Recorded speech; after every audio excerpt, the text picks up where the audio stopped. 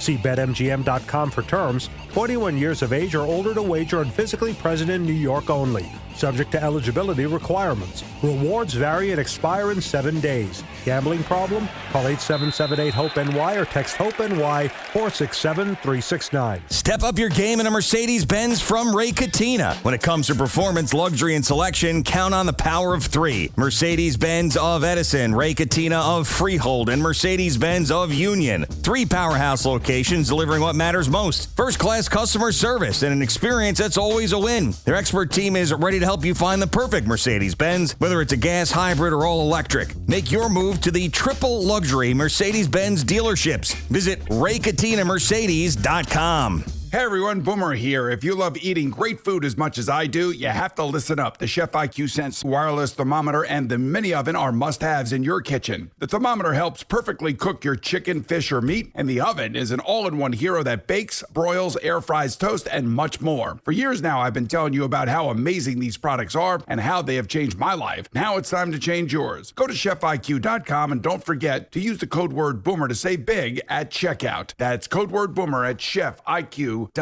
We all hear the radio ads about the IRS. They tell you to be afraid, to be scared, and they try to frighten you into calling. I'm not here to do that. Tax Relief Advocates is different. TRA is here to tell you that if you owe money to the IRS, whether it's $5,000, $50,000, or $500,000, we have a solution. It doesn't matter if you're sitting in your car, at work, or with your kids. No matter where you are, call now. 800-575-9834. Don't lose hope. TRA can eliminate or reduce what you owe to the IRS. Generous programs are now available that can give you a fresh start. Our passion is taxes and helping individuals fix their IRS problems. We have over 1,000 5-star reviews on Google and an A+ with the Better Business Bureau. You don't need to be afraid of the IRS any longer. End your tax nightmare today by visiting us online at TRA.com or call 800-575-9834. That's 800-575-9834. Tax Relief Advocates. Real solutions for real people. Come visit the engagement experts at London Jewelers at any one of their 6 locations. Talk sports with Greg Carton and Chris McMonagle on The Carton Show. Afternoons from 2 to 7 on WFAN, WFAN FM, WFAN FM HD1 New York, and Odyssey Sports Station. An incredible sports Thursday, and we got more coming at you. The New York Mets are going to try to win 3 in a row. The New York Yankees are on a win streak after they take care of the Boston Red Sox. And it was a little dicey last night up in Boston because the Yankees did trail by a score of 2-1 in the 7th inning. And that's what leads us to what I think, Tiki, was the obvious turning point of last night's Yankee game. They're down 2-1. Bases loaded, 2 out in the 7th inning, and Cody Bellinger came to the plate, and his clutch 2-run single is the slam dunk turning point of the Yankee game. Agree or disagree? I was not paying enough attention, but I'll take your word for it, so let's go. Let's hear it. Pitch.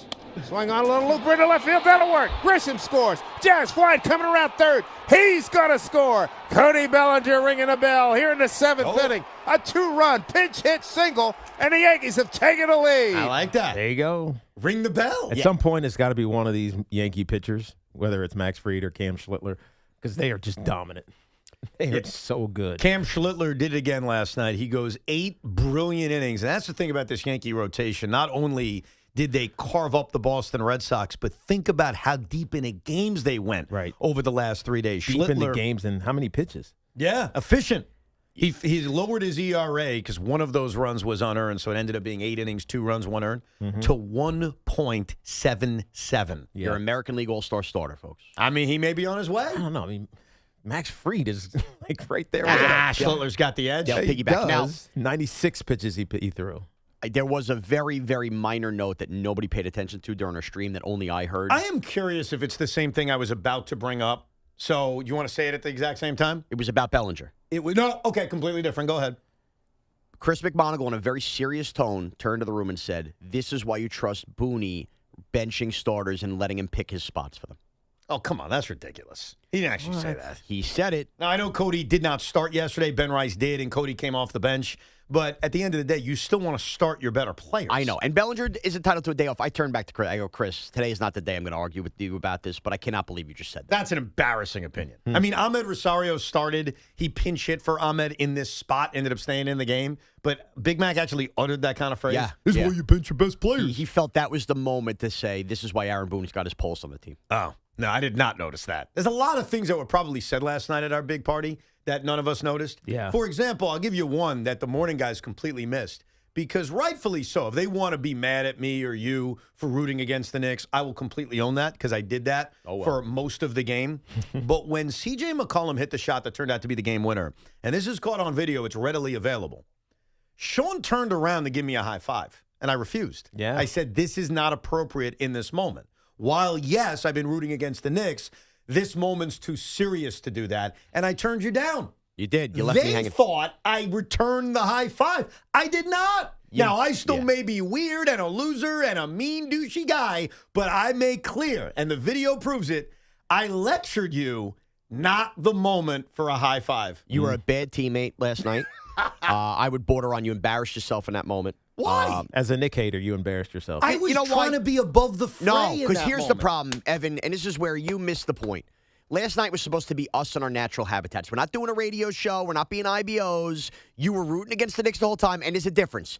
We sat in that room, and I turned to the left, and this is why I had no problem high-fiving. And all I kept picturing was Greg Giannotti in his stupid Celtics leprechaun costume during the Kevin Durant Nets era. Right. And I thought to myself, yeah, I'm going to enjoy this meltdown with these guys next to me. And that's why I went for the high five. I am not saying that you can't do what you want to do. My natural habitat is exactly that. I will mock, I'll make fun of, but when it's bleep crunching time, I try to show a little respect. No, you know what? That's me. But It has here's the nothing to do difference. with anyone else.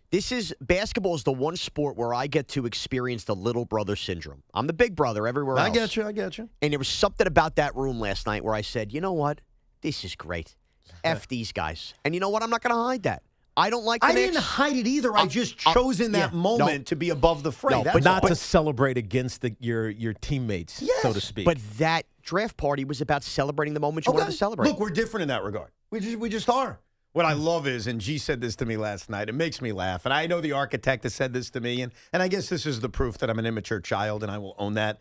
They all say to me, I don't get you, Evan.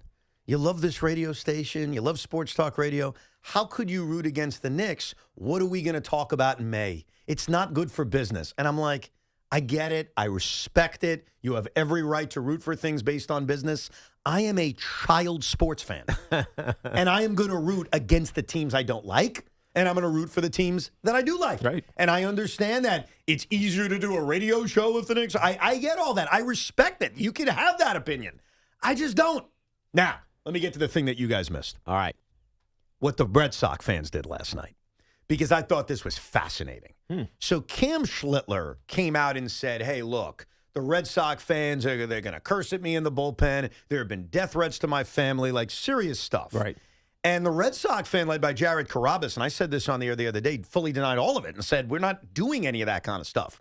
When Cam Schlittler, the Massachusetts native, towed the rubber and entered the playing field for the bottom of the first inning, his first start at Fenway Park as a professional, they cheered him. They gave him a very nice ovation to where Schlittler after the game said, hey, great job by them. I didn't see it coming. Right. So what was the game plan behind that? Was that the Red Sox fan responding to the death threats, which we all agree is disgusting? Or was it a Yankee kind of fan takeover? No, it was Red Sox fans. Okay. I think it was the Red Sox fans don't like being called out, so they wanted to flip the script and go, we have a few bad eggs, but we're going to go above and beyond and make you look like an idiot for suggesting this is what Red Sox fans Oh, so they're soft then. They're not Philly. Yeah, and they knew they They're weren't not going to win the Philly. game anyway, so that was their victory. Philly is the one you fear, not Boston anymore. You say what you want to say about Philly. At least they stay scummy, and you appreciate that about them.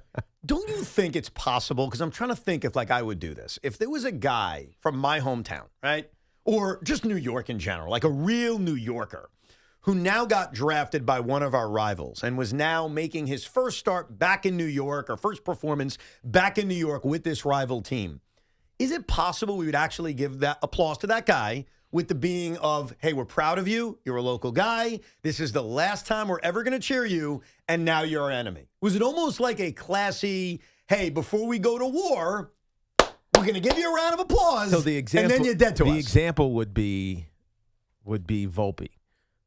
So if Anthony Volpe, that's a terrible example. But the problem is Anthony Volpe as a New Jerseyer / New Yorker who grew up loving the Yankees, we wouldn't have cared. Like, we wouldn't have known about it. No, I think that's the problem. We're such a big city of so many different distinct areas that we wouldn't care. And I don't think baseball would be the comp. I think it would have to be basketball. Yeah. I think it would have to be a New Yorker, like a New York high school hooping legend Right. that gets drafted number 1 overall by the Philadelphia 76ers. Right, because Volpe was a legend locally here as a high school kid. But if he had got drafted by the Red Sox, people would have forgot about it. Well, and think about it. There's a lot of New Yorkers in Major League Baseball right now. I don't think we care. That's why I think it would probably have to be hoops. It would have to be like the number 1 overall pick is from New York City, and he got drafted by a rival. And football doesn't resonate. Yeah, the same way here. Yeah, I don't know if Tommy DeVito was a top quarterback prospect and was with the Eagles. Would we give him a round of applause that first game? Remember, there's a million guys we forget went to Don Bosco in Jersey that are running around the NFL, and we always forget when they come back to MetLife Stadium. That's a good point. I think you hit on it though, Tiki. I think we as a city we're so like spread out and unique that we don't care about it as much as a monolithic town like Boston, where it's just we're one for all for one. Like you saw it last night. Yeah, we all support all of these Boston teams. Right, that's not us. No. I mean, I thought last night was actually the perfect dichotomy in that draft party that we had. Think about all the different fan bases and the different motives. That's not Philly or Boston. No. They are monolithic in their rooting. But I give the Red Sox fan credit. They showed a lot of class last night, and then Cam Schlittler shoved. Yeah. They showed class. Their team is ass. By the way, you know what my favorite part of the draft was? What? Watching the Tennessee Titans, seeing Dable's reaction, and knowing that they drafted Carnell Tate. Yeah. I just knew it. I didn't realize in real time that's why Dable was on the phone, because we couldn't hear it. He wasn't on the – I didn't see him on the phone. I saw him just jumping for joy, hugging everybody, and then he went around back, and he gets on his phone, and he's texting somebody after he finished celebrating with the team. Yeah, Peter Schrager. And I was like, dude, they just drafted Carnell Tate. Huh. And you guys were like, hi, no. And that was all based on that body language? It was all from watching Dave's. I think this and is it's maybe because I got to know Dave's a little bit, so I could tell he was excited about something, and he wouldn't have been excited about Arvell Reese. Well, I think it's become abundantly clear that the head coach of the Tennessee Titans is Brian Dable. Glad you said it. It feels that way. Robert Saleh is being walked around on a leash by Brian Dable. Like, Brian Dable's the decider, and Saleh's like, yeah, I'll go along with that. I'm just going to run my defense. Right. You do what you got to do. But I also think that in ways, maybe that's smart by Saleh. Yeah, because I think Robert Saleh is telling himself and this team, it doesn't matter who I have personnel-wise. I'm going to make a good defense. Right. I'm going to create a good defence. But I got to score points. We got to score points. Both of those two guys that were fired from their respective head coaching jobs, one in New York, obviously, both in New York, one with the Jets, one with the Giants, because their offenses were inept. Yeah. So you got to go get offense. They are becoming co-head coaches. Yes. If not, Brian Dable's just running the show. Yes. But that was the impression I got. After you were right about Carnell Tate, I'm looking around like, this guy's the head coach. Who are we kidding, Robert Saleh? Let's get back to your calls, 888-808-1019. Frankie is on Long Island. Good morning, Frankie. Good morning, Evan. Hey, Tiki. What's up? Last night, thank you guys for taking my call. Last night's Knicks game was a disaster. And Tiki, like you were saying before, the cherry on top of that game was that last possession where everybody is just sitting staring at Jalen Brunson. Nobody's moving. Nobody. Nobody. It's ridiculous. It was so frustrating. They're sitting there staring at him. It's like, move around. Yes. And then Sorry, what did you say? No, I said you're right, and it gets you. Yeah. It makes you irate when they're standing around, and then Jalen Brunson's trying to create something for somebody else, and they're not ready for it. I know. It's crazy, and the fact this is what really made me mad last night. The fact that Mikal Bridges had 0 points and 4 turnovers in 21 minutes. What are you doing? All right, I'm going to do my best to IBO this thing. I'm going to IBO, be an IBO. Mikal Bridges, it's time to step up. My IBO take is he's a lost puppy dog. And I think that this head coach, Mike Brown, was correct to bench him in the fourth quarter. And I think he was proven to be correct because Deuce McBride, who didn't have the greatest all-around game, actually made contributing winning plays in the fourth quarter, and Mikal Bridges was a nothing. He was a nothing. Yeah. And if this season flails out early, whether it's in this round, which is a disaster, or in any round, I think that the Knicks and their fans, but really the organization, have to ignore the sunk cost of what they gave up. It's exactly what it is. Put it out the window. You nailed it, Evan. It's a sunk cost. And I promise you, I won't remind you of it. I'm going to put that away in the back of my head, okay? I'll never mention it again. Yeah, until he goes out to, I don't know, L.A. and wins a championship. Wow. I mean, he'll do it as the seventh guy. It doesn't matter. But he was useless. I mean, that's basically what his use is right now in the postseason for the Knicks. Dude, he was useless last night, and we've criticized Mike Brown a lot for the first hour and 15 of the show. Where I cannot criticizing him is benching Mikal Bridges. Right. Your head is not in this. You are not contributing. He put together statistically one of the worst performances in playoff history when you factor in 0 points, plus minus. When you factor all the garbage in, Mikal Bridges had one of his worst performances. And Mike Brown did something about it. He did. He benched him. Now, I think in game 4, he's going to try to reestablish him and try to get his confidence up. Yeah. Maybe get the ball in his hands early, hit a couple of those mid-range jump shots. But for the moments he had last year, where he had huge playoff defensive moments against Boston, this postseason so far has been one big fat 0. Right. Let's go to Mario in Howell. What's up, Mario? What's up, gentlemen? You kind of answered the question coming out of the break that I had, but I'll say it anyway. And maybe I'm just trying to talk myself into the Bailey pick as a Jets fan. I wanted Reese. I thought when Tennessee passed on Reese because, I mean, the Titans signed, Wandell in the offseason, right? Calvin Ridley was hurt last year, so that's potentially another weapon for Cam. And I totally understand, it's about scoring more points, but, Reese fits he's like a perfect solid guy, like a fast, violent, sideline to sideline linebacker. Cedric Gray is their only linebacker that they have. I mean, they beefed up the line with John Franklin Myers and obviously Jermaine Johnson.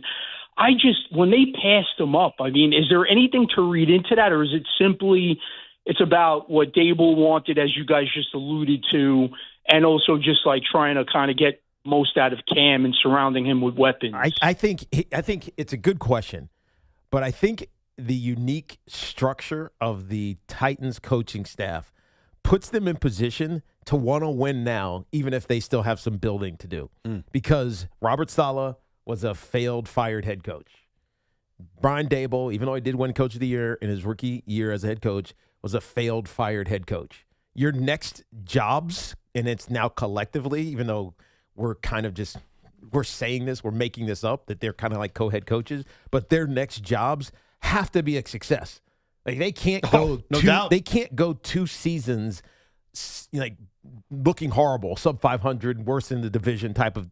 Otherwise, they're going to get fired again, right? And so and not get another job. To your point, and never get another chance to be head coaches again. And so I think there's an urgency in Tennessee to create a winner. And so you're right, Calvin Ridley. When he's healthy, he's a stud. So you put Carnell Tate, Calvin Ridley, Wandell, who's in the slot. I forget who their tight end is. I don't think it's anyone of note, but whatever. You have to put some pieces around Cam Ward, who was pretty good last year, but he felt limited. And so I think it's not about Robert Saleh doing what he wants.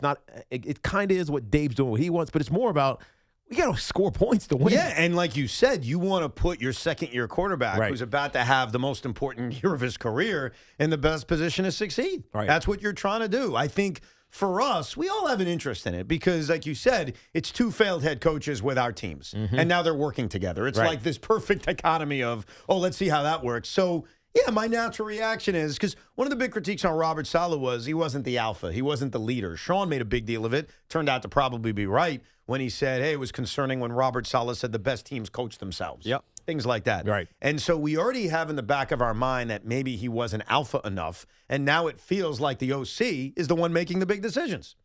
When you look at the way the board fell right into Arvell Reese at 5, it was kind of stunning. Like, when you really think about it, I know there were some late rumors about Jeremiah Love going to 3, but Carnell Tate going high as 4, I was surprised by that. Arvell Reese being available for you guys at 5, I was surprised by that. Like, after 1 and 2, which I thought, okay, we expected that. Mendoza clearly, David Bailey, who I preferred, and you kind of get the sense the Jets were.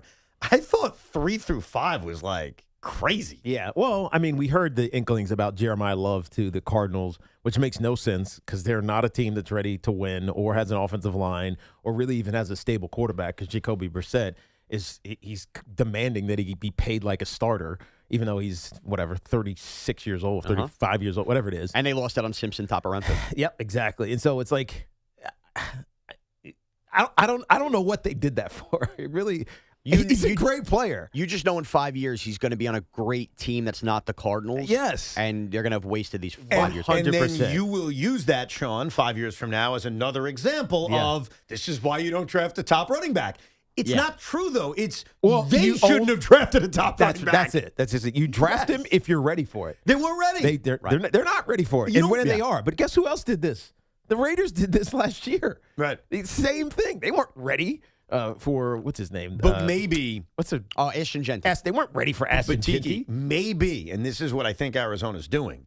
Maybe the game plan is we're just doing it backwards because once the young quarterback comes in, we want to put them in the best position to succeed. I think this was an owner pick that needed somebody to sell jerseys for this team. Well, that's not a good reason, but look at the Jets. That's what it feels like. Look at the Jets for a second. I know they didn't draft a running back. I didn't want them to draft a running back. They don't need to draft a running back.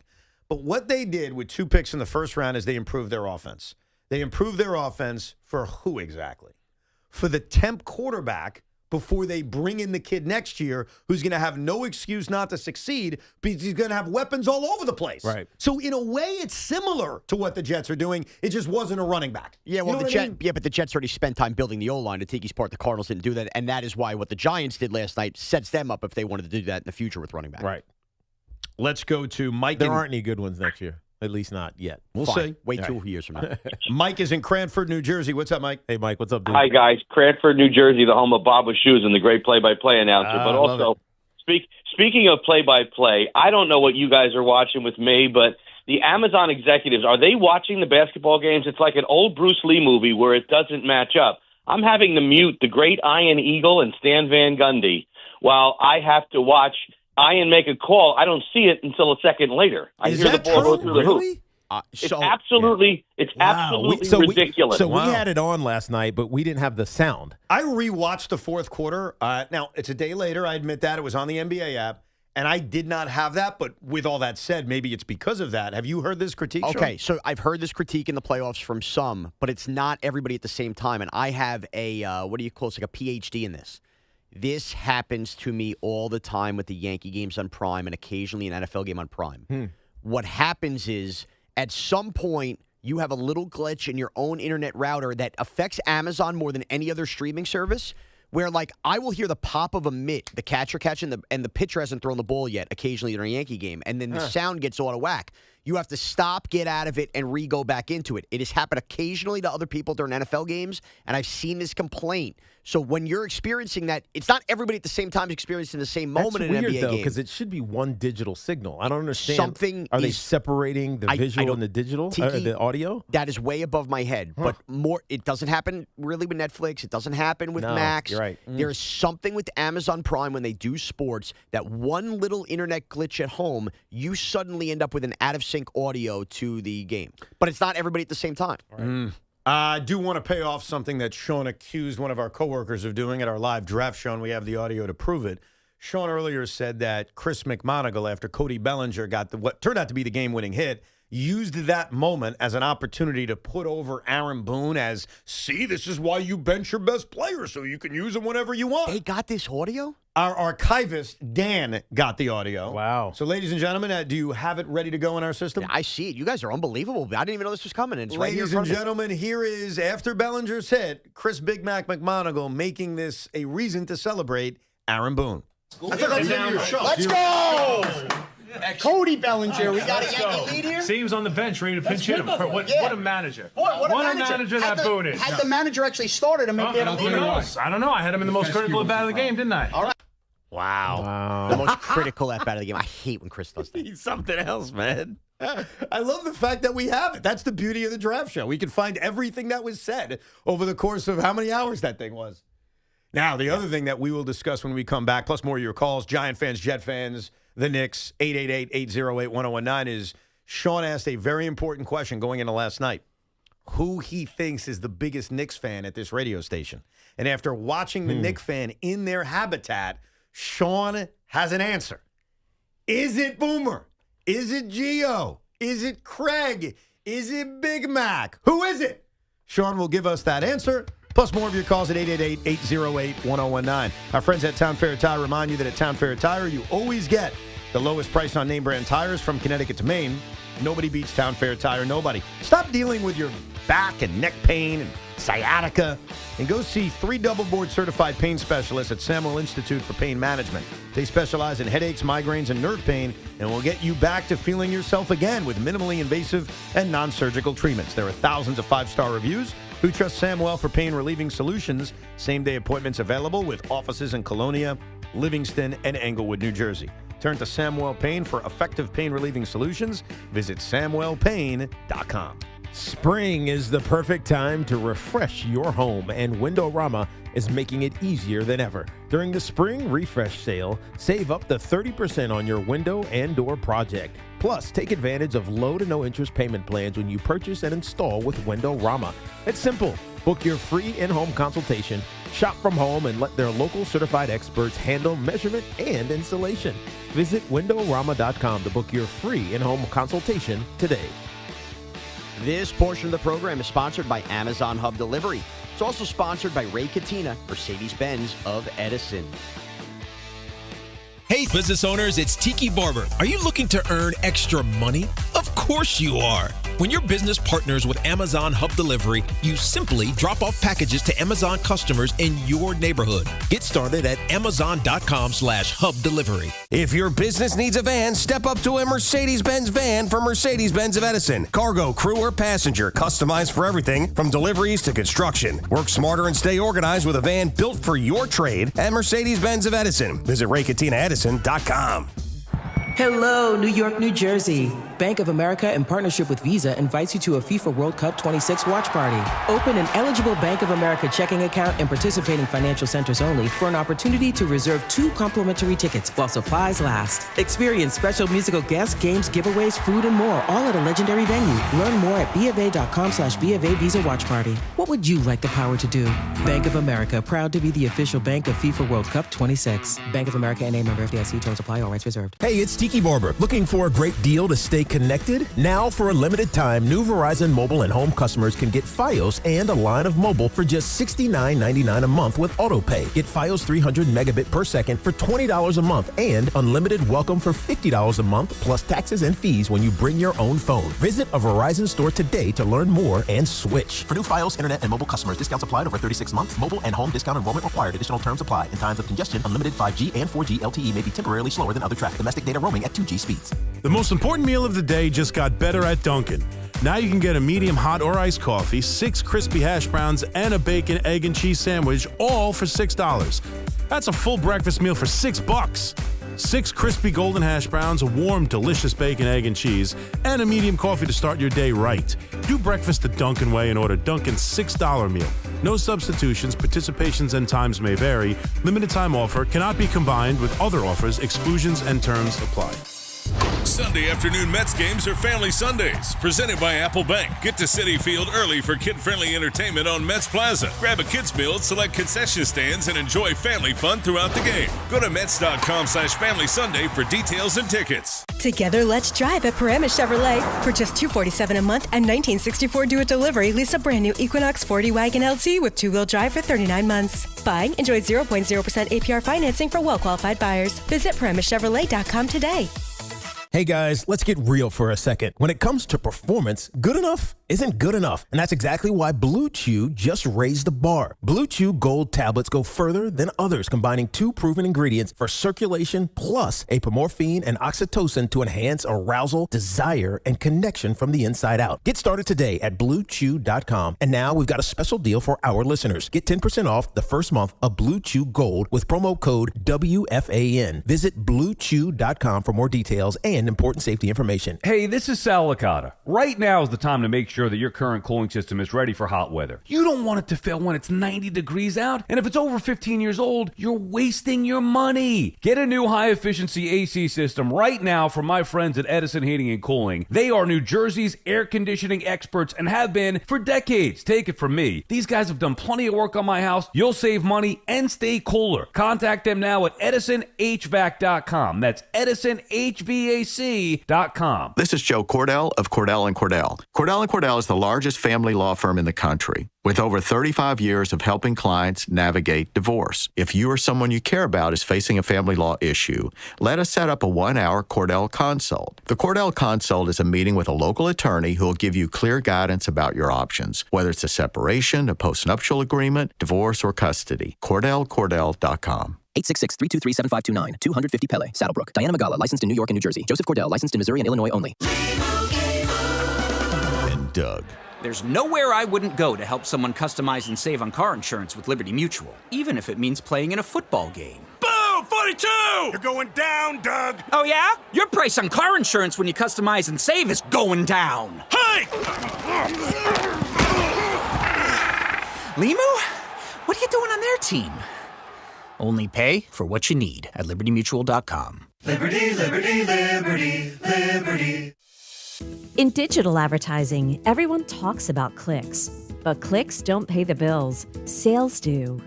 Outcomes from Viant is a new way to advertise that prioritizes your bottom line. Our AI-driven technology looks past the noise to find the customers most likely to buy your product. It's smarter, faster, and designed for real-world results. It's smarter advertising made simple. Visit Viant.ai.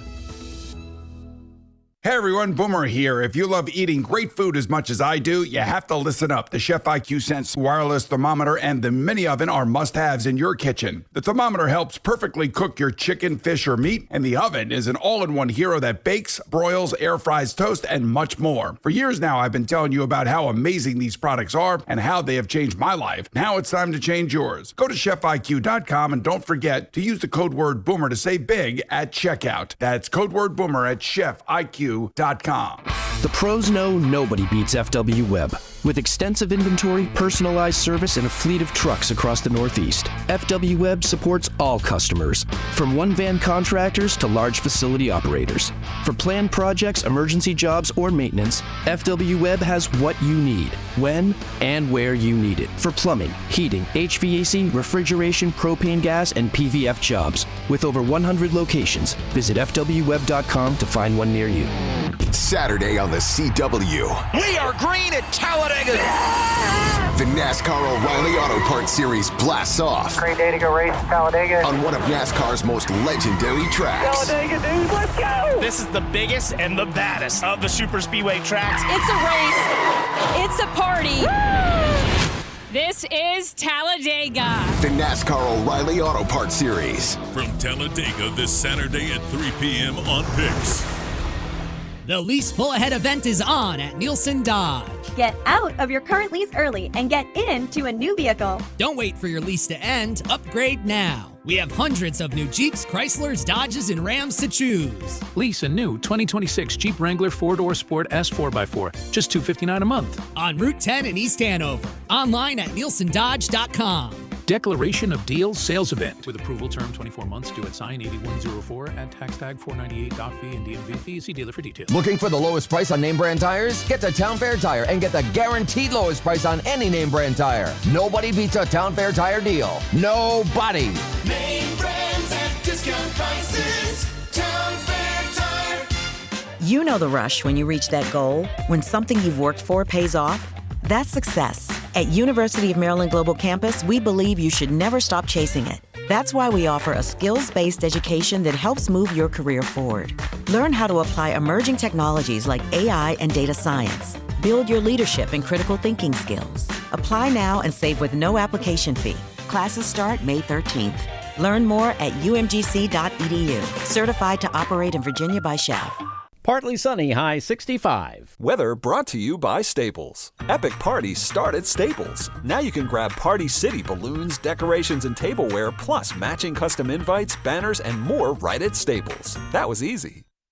Get connected with WFAN to talk about your favorite teams. The Fan on the Odyssey, iHeart, and TuneIn apps. This Fan Focus is presented by Chef IQ. Cooking easy as 1, 2, 3. Discover how at chefiq.com.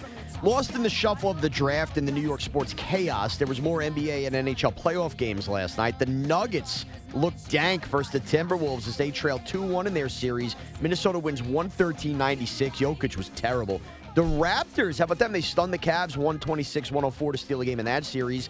On the ice, the Sabres beat the Bruins to take a 2-1 series lead. Hurricanes and Avalanche each took commanding 3-0 series leads. This Fan Focus was sponsored by Town Fair Tire. Nobody beats Town Fair Tire. Nobody. Obviously, you get to know us because we're on the air 4 hours every day, but it's different when you get to experience sports action with your coworkers.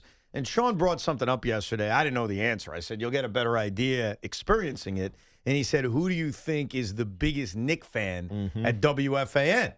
And so we had the great opportunity of sharing a very memorable Knick playoff game with all of our coworkers. And so Sean Morash, as the host of our draft party, which you can still consume on YouTube, it is up there if you want to check the whole thing out and relive what was a crazy Thursday night in New York sports. Have you drawn a conclusion on, in your humble opinion, the biggest Knick fan here at WFAN? We are the New York Knicks. I don't like the way you worded that. Why? How should I word it? Biggest is unfair? I'm more surprised at one Knick fandom being more real than the other, but I don't think biggest is fair. Okay, so you want to go realer? Like, it's your choice. I would just say this. Greg Giannotti did not miss a second of the Knicks game. He picked the exact time to go to the bathroom, which was halftime. I noticed that. Correct. He sat next to my left the entire game, and he had this quiet nervousness the whole game. That's his type of fandom. Yes. What I did not expect was truly how passionate Craig was about the Knicks. Now, here's where it's a little different. Craig had no problem getting up and getting the rainbow cookies during a fourth quarter possession where Gio was locked in every play. Yes. But during that second half, Craig was as nervous and standing up and pacing, and as he was pouring the tequila and everything, he was in no mood the moment that game ended to be happy at all. Oh, because, yeah, you're right. He was pissed. He talked the whole night, I should say, about going to this Michael Jackson movie, which he at made like it sound like 11:30 or midnight, whenever the hell it was going. Right. After the Knicks loss, I'm not going. Yeah, cancel the whole thing? I'm not going. No mood. I'm not going. And look, I say it to say, Craig gets a lot of crap for like, do you even like sports? Do you even like sports? Getting to experience him watching a Knick playoff game like that, we could squash that forever. At the minimum, he is an awesome Knicks fan. What Craig has always said, and he's been very open about it, is that the Knicks are his one. That's his team. That's the team he cares most about.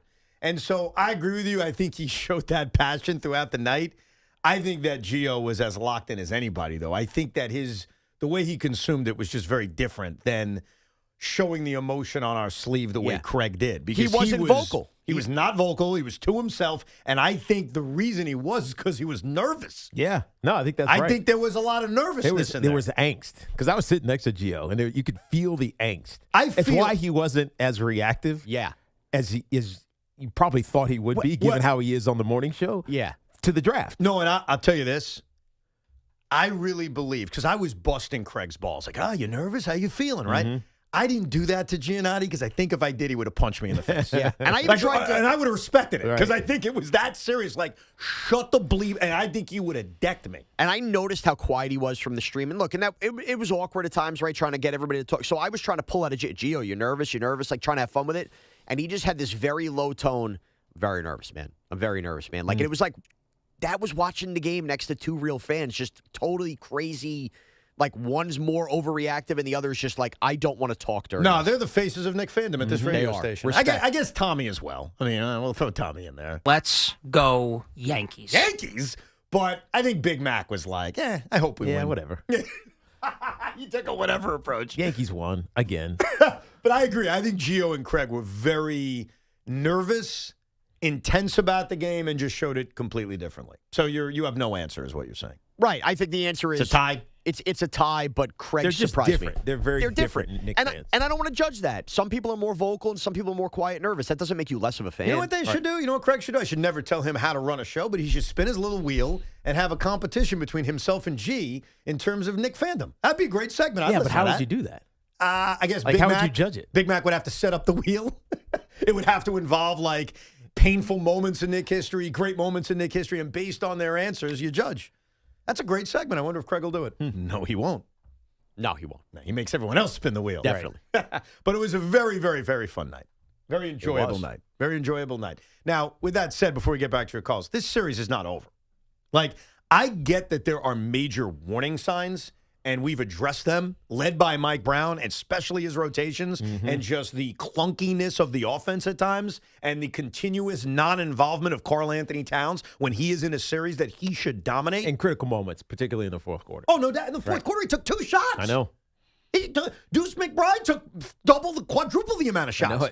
That can't happen. With that said, the reason I still believe the Knicks can and will win this series is ultimately I still think they're the better team.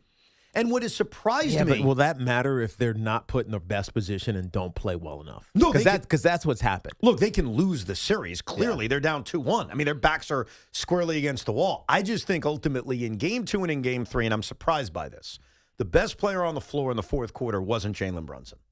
That is the biggest surprise. The Knicks, who have been an excellent fourth-quarter team, have failed to execute in some of the biggest moments of the game. That is a surprise. I also just don't expect that to continue. Well, it's so in previous years, fourth quarters come around, and this is them winning the first round, getting to the second round, getting to the conference finals.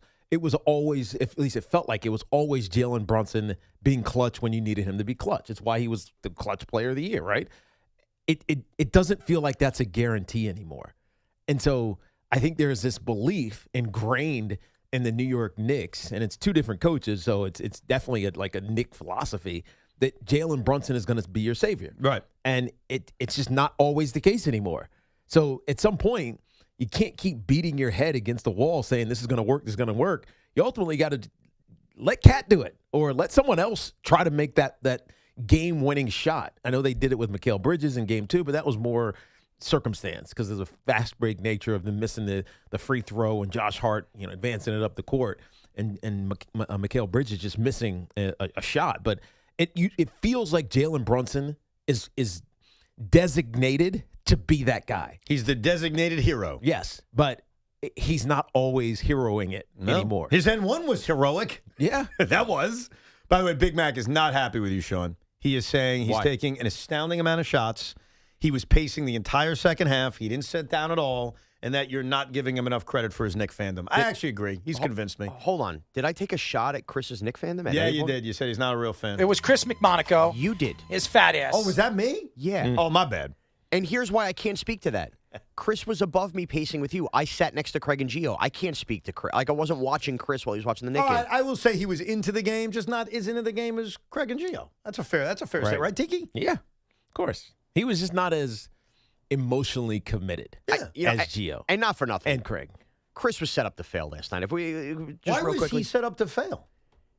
Welcome to hell! That was a terrible job by Boomer entering the stream where he wanted the pizza, he wanted the sandwich, and he wanted the burger, and he puts it in front of Chris to fat shame Chris. Yeah, that was a little dirty. That was Boomer's dinner.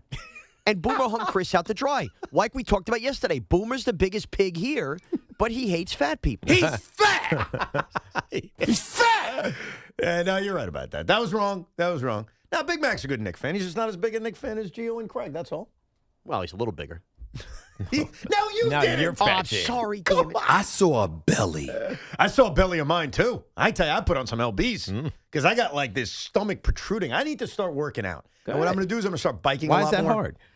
Why is it hard to work out? Yeah. Well, it's been hard because of my bad back. I think once I get back into biking, which I love to do, then I'll eliminate the stomach. Let's get back to your calls, 888-808-1019, the number. Joe is in Cranford. Hey, Joe. Hey, Evan. We are suspiciously overdue for a McLean-Schlittler season comparison. Okay. You want it right now? I'd love it. Okay, here we go. Because I keep it on my iPad all the time, and I update it. So here's what we got. Now, Schlittler has an extra start. Okay, so it's 6 starts for Cam, 5 for Nolan McLean. Schlittler has thrown 5 1/3 more innings with the extra start. Yes. So you figure Nolan should eclipse that with his extra start. Schlittler has given up 22 hits, McLean 15. In terms of runs, Schlittler's given up 9, McLean's given up 9. The big difference is 2 of those runs are unearned in Schlittler's department, which has his ERA at 1.77. Right.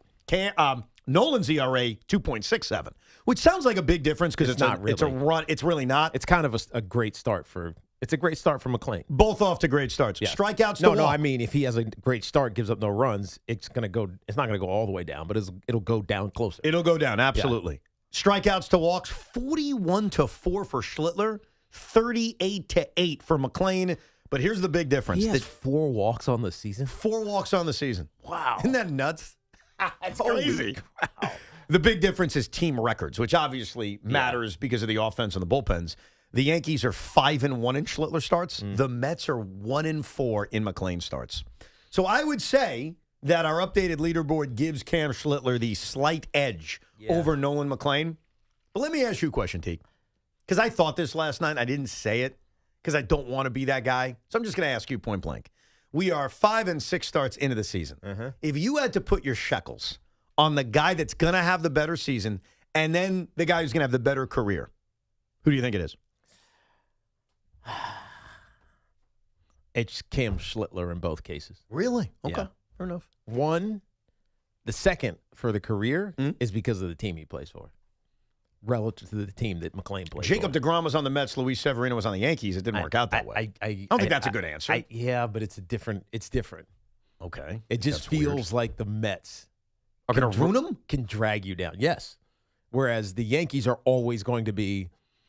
They're going to be competitive. He's going to be in position, high leverage, important moments, and so the view of his career is going to be different. All right, so you're going Cam on both accounts. Yes. I assume, Sean, you're going Cam on both accounts at this point. Yeah, and this is not fair to Nolan McClain because he's chasing ghosts with the Mets pitching. But if we're being real, Cam Schlittler has a chance to be the best homegrown Yankee pitcher of all time. Yeah, and also you saw Cam last night going deep into the game. Yeah. 8th inning, he is still blowing it by guys.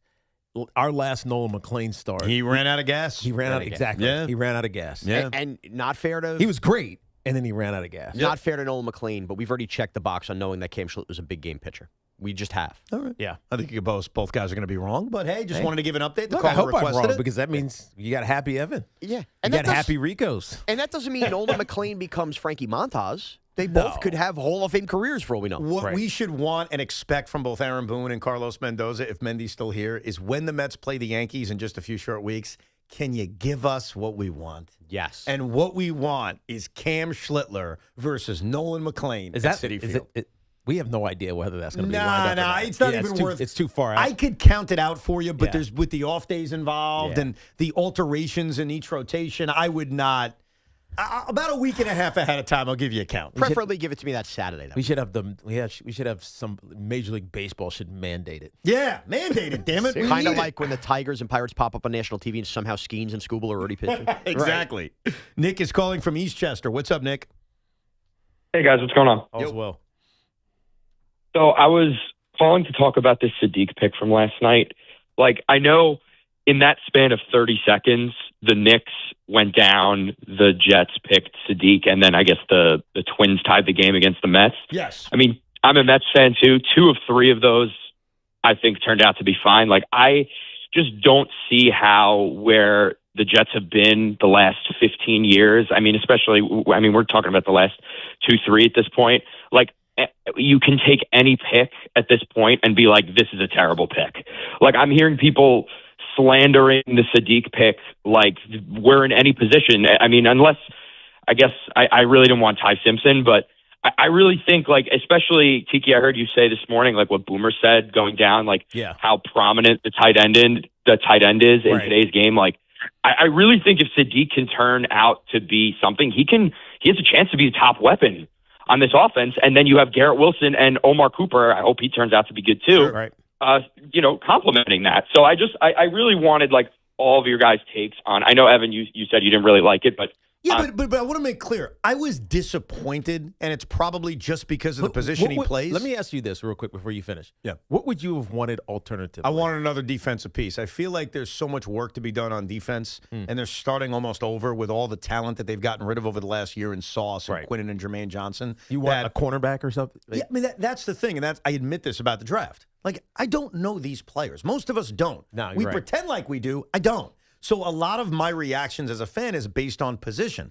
I know that's not fair. So as we sit here 14 hours later, I'm not mad about the pick. I hope the guy's great. Yeah, and he could be. My reaction in the moment, if we're judging the moment, was, I don't know if I wanted a tight end right there. Right. Now, if he turns out to be what the Jets think he can be, if he turns into a superstar player, an impact player who's so versatile, he's a great athlete, they run the football with him too, I heard he's got that skill set as well, then we're going to look back at it and say, that was a fantastic pick, especially giving a young quarterback next year all these weapons to play with.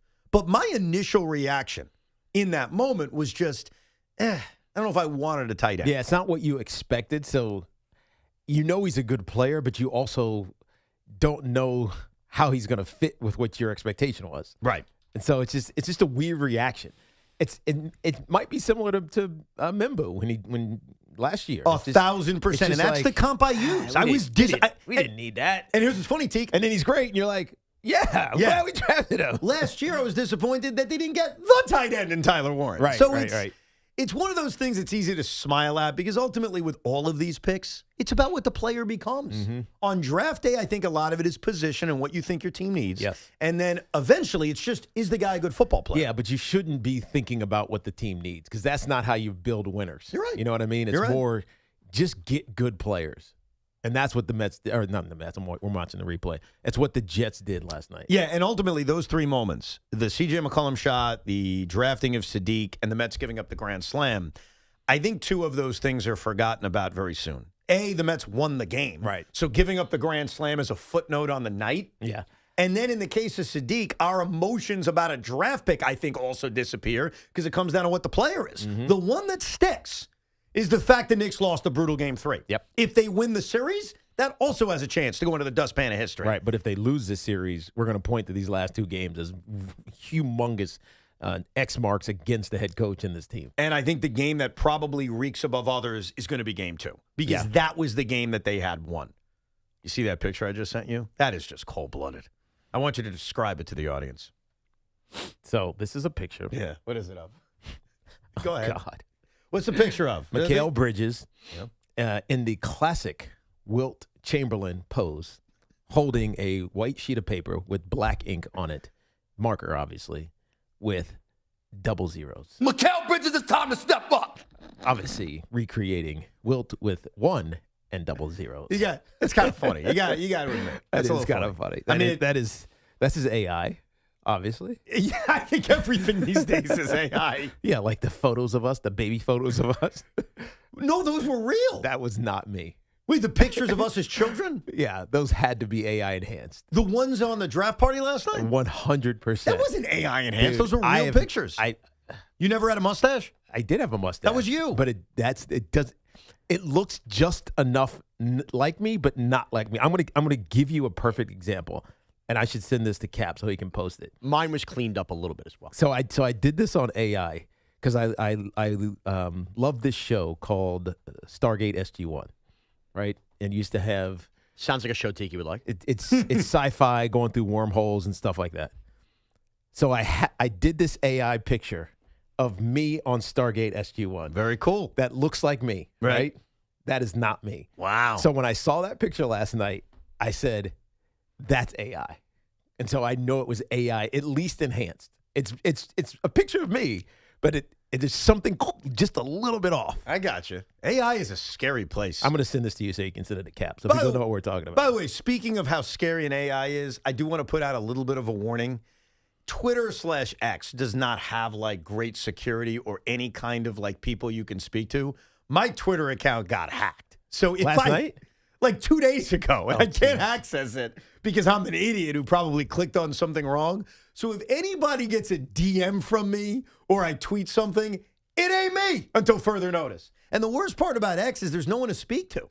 So I had to file a report saying I was hacked, and I haven't heard anything. So it's so weird. Like they're the one company in this world that you actually can never speak to. Yeah. Like usually you may have to go through hoops, but you can speak to somebody. But with X, you can't speak to anybody. Tiki sent this picture, by the way. It's badass. Of you as a Stargate. Yeah, it is kind of crazy. Yeah, put that out on It kind of looks like me, but it's not me. Right. AI is a scary thing, man. It is terrifying. We'll get back to your calls coming up. Knicks, Giants, Jets, mixing the baseball if you want. Plus, Malik Neighbors Malik Neighbors, not a fan of what his team did at the draft. We'll let you listen to exactly what he said as the draft was going down, and we'll find out if Tiki is a little disappointed. 888-808-1019. We are here until 2 this afternoon. If you're looking to level up your wardrobe, check out Collars & Co. You might have seen them on Shark Tank where they landed a deal with Mark Cuban. They're the team behind the dress collar polo that sold over 1 million shirts. And now they've launched the Maverick Performance Blazer, and this thing is legit. Sharp, lightweight, and completely wrinkle-resistant, making it perfect for travel. Just pack it up and it comes out looking fresh. Plus, get smart features like security zip pockets, a sunglasses loop, and an optional pocket square. So hit up collarsandco.com. Use code TIKI for 20% off. That's at collarsandco.com.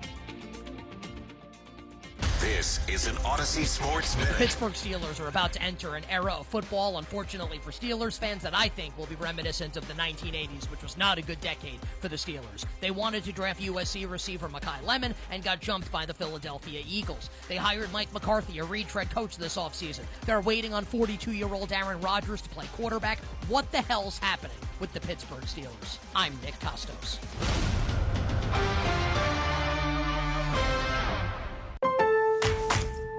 Spring into deals at Lowe's and let your inner gardening guru out.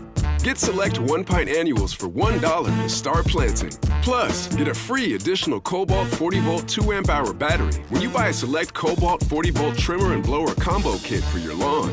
The smell of fresh-cut grass, new plants, and weekends in the yard? It's springtime, and our best lineup is here at Lowe's. Valid through 5/6. Annuals offer excludes Alaska and Hawaii. While supplies last. Selection varies by location. Now that Wendy's has these new biggie deals, everyone in the family can get what they're craving, from nugs to JBCs.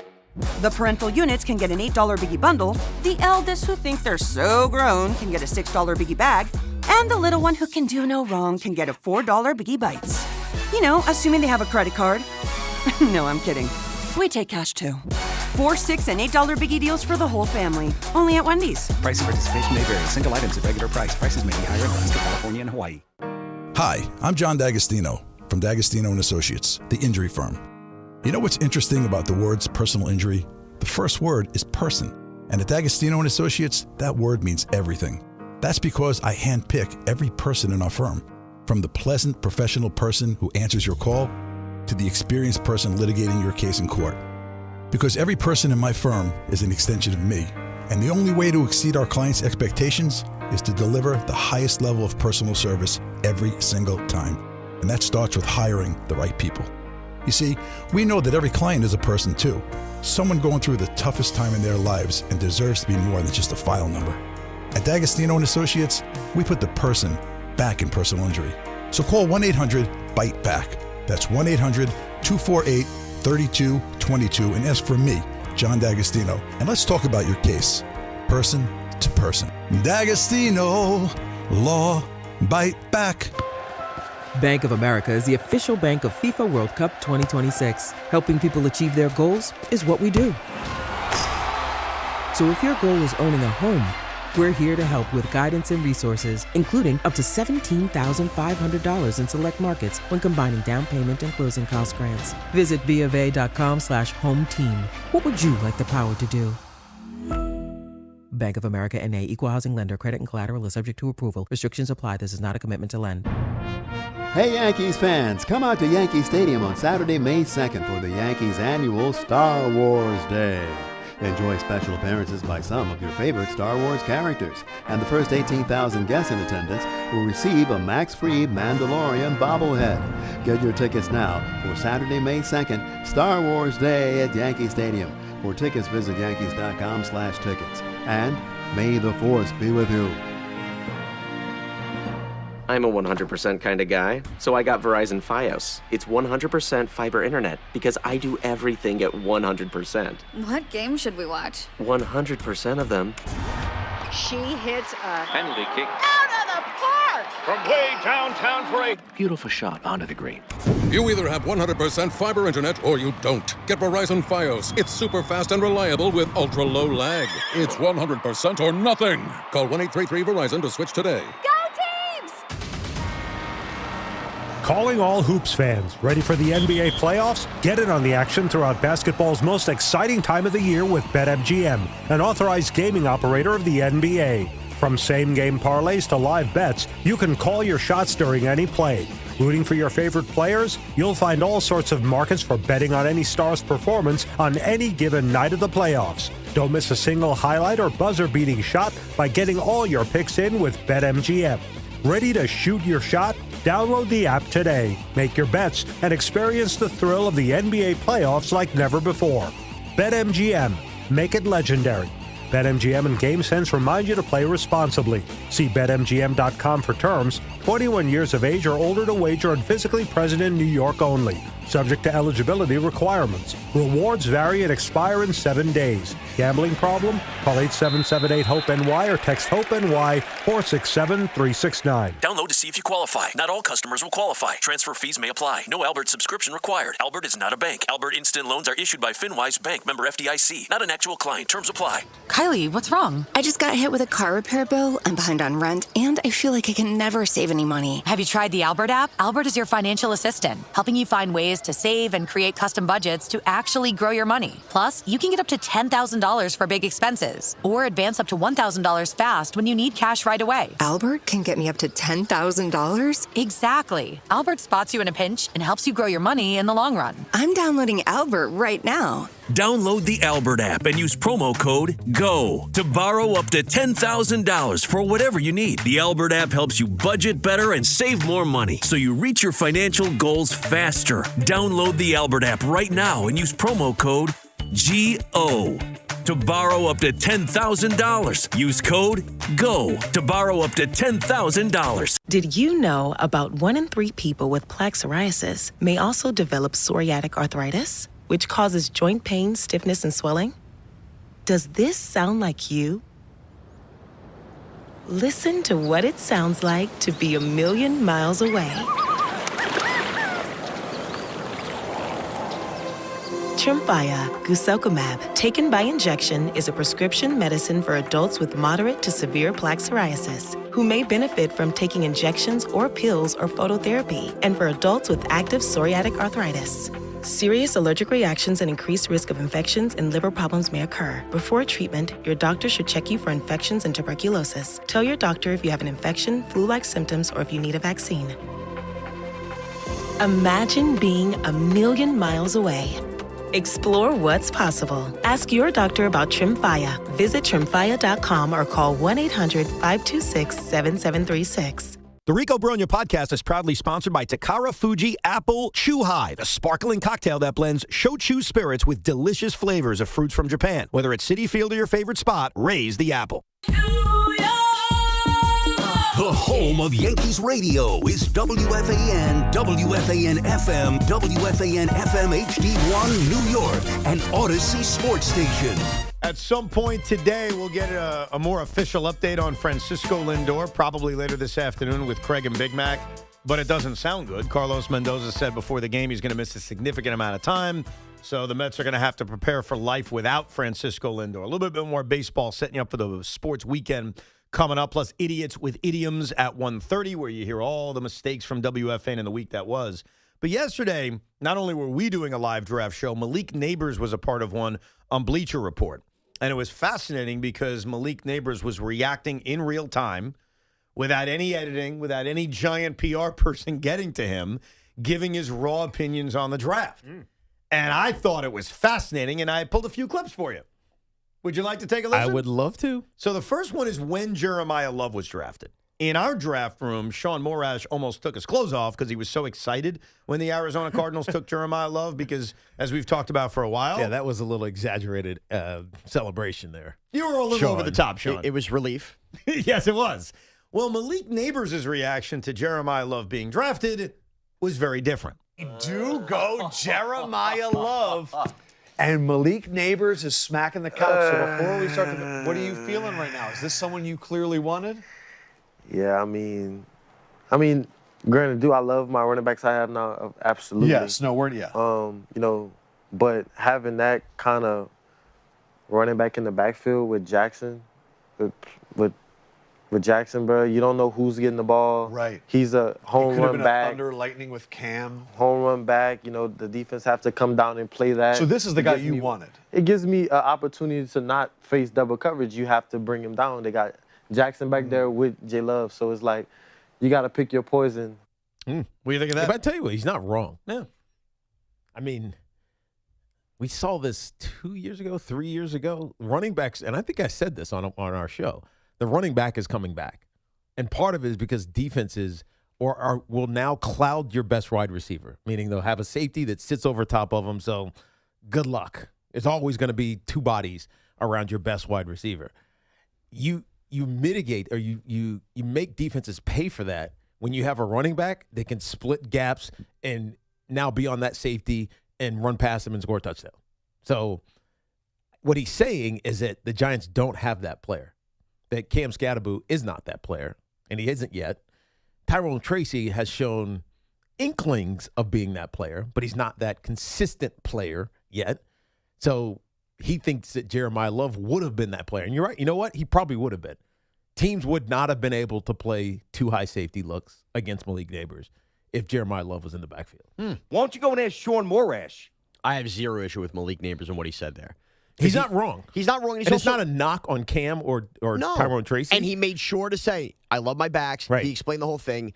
Malik Neighbors, my issue with Jeremiah Love was more big picture. Offensive line stuff, all that. Malik Neighbors is not thinking of that. He's thinking of, I face a lot of doubles. This would be great to have him back there. From his point of view, I don't blame him at all for feeling that way. So far, so good. By the way, I think the Giants end up taking a running back in this draft. I wouldn't be shocked if it's pick 37 tonight with Mike Washington. I 100% agree with you. Here is what he said about Arvell Reese being one of his teammates now. I love the player. Don't get me wrong. I love the player, but just like he said, like where do you play? Like you wanna be on the outside and rush, but we just drafted somebody last year to do that same position. 2022 with the 5th pick, Kayvon Thibodeau, and then last year with the 3rd pick, Abdul Carter. So it's 3 times in the top 5 in the last 4 years they've gone edge. The reason why I said Caleb Downs, and I know it's going to be... There's still a chance they can get him at 10. And it's still, yeah, but I'm saying, though, like, you have to get them when they're available.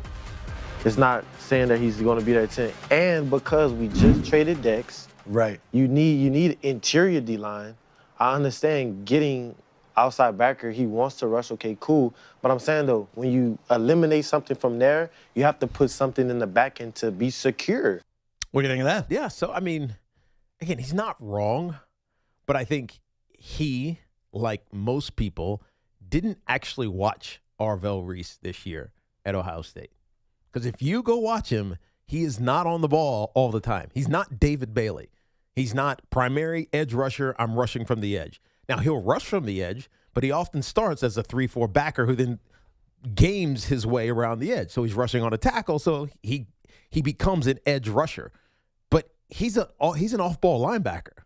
And so it's funny. Someone wrote me this morning, I forget who it was, said, this feels like LT. Well, hold on a second. Not comparing the player. Oh, okay. But LT was an off-ball linebacker. Right.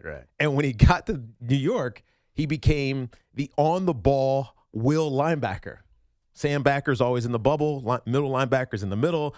The will sometimes is in that that weak side bubble, but other times he's on the edge of the line of scrimmage because there's no edge, right? There's no tight end on that side of the ball. So you rush the quarterback or you drop into coverage or whatever it may be.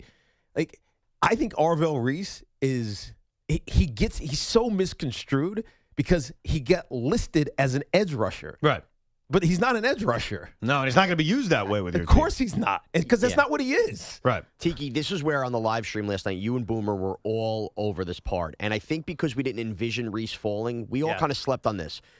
The reason Reese made sense for the Jets was, are you going to draft him to be an edge rusher? But if all else fails, he'll still be a really good off-the-ball linebacker. The truth is, all along, Arvell Reese was the best off-the-ball linebacker available in the draft. He's the best player in this draft. Right. But he was so pumped up by all the draft nicks and everything else that he was going to be an edge rusher strictly in the NFL. And the Giants spotted this and said, maybe eventually. Or how about we put him And the same role he did when he was at Ohio State. His natural position. And that's exactly what the Giants, what we were looking for in Sonny Styles, is exactly what they're getting from Marvell Reese, with the added incentive of, I could go get you as a pass rush. Now, here's where me and Malik Neighbors agreed, because if you're just tuning in at the very top of the show, you could rewind on the Odyssey app. We talked about the Knicks, the Jets, and the Giants. But my view on the Giants was this wasn't a bad draft by any stretch. Right. But I would have drafted Caleb Downs at 10. He was sitting right there.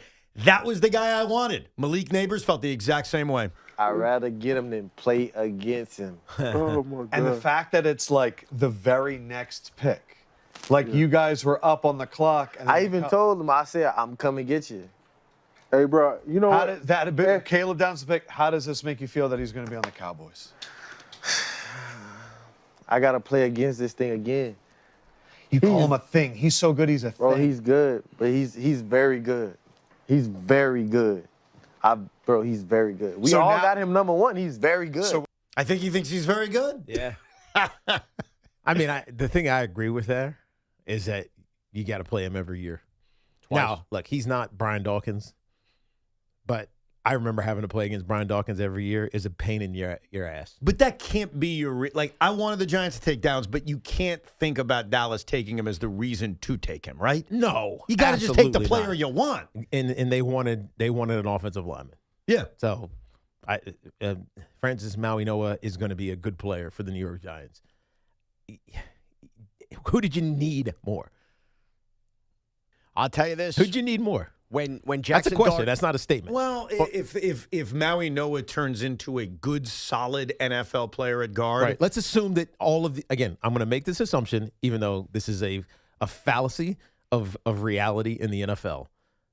Let's assume that all of these guys in the first round are going to be good players. Who did you need more? If they're all on the same level, they're all good players. Okay, they make Pro Bowls. Right. If they're all on the same level, then I understand the answer being the guard. If Caleb Downs is Ed Reed, I'm just then telling it's a you. mistake. But if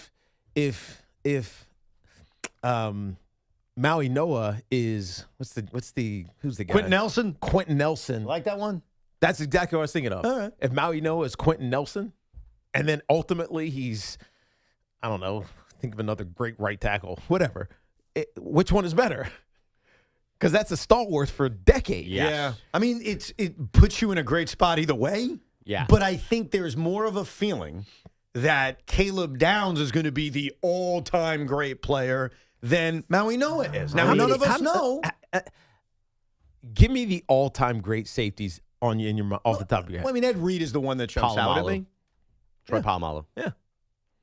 Okay. So what? Is Caleb Downs either one of those? I don't know that. I think, by the way, if we were talking about taking him in the top 5, which was a legitimate discussion, then clearly there's a view that he can be that good because safeties aren't taken that high. Or is he inflated because this is a weak draft? I don't know. We're going to find out. Because safeties have, again, historically, safeties have never been taken this high. Right. The highest one was 14, and that was only, 10 years ago, 8 years ago, 7 years ago, whatever Even it was. at 11, which is maybe a little bit further back than some of us expected, it's still extremely high for a safety. Even if he's Troy Polamalu, the Steelers aren't winning without Alan Faneca either. So, I mean. 100%. I know, but okay. Well, none of us know what these players are going to be. Okay, but it seems like Caleb Downs is projected to have a higher ceiling of greatness. But you're just using a projection, and we have no idea. Well, okay, none of us have any idea. But it's not like they reached for the O-lineman either. They took the best offensive lineman in the draft. That's fine.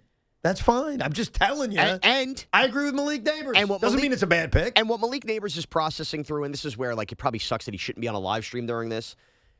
Guess what? If that extra second that Maui Noah buys Jackson Dart leads to more Malik Neighbors touchdowns, he's going to be thrilled with the pick. Right.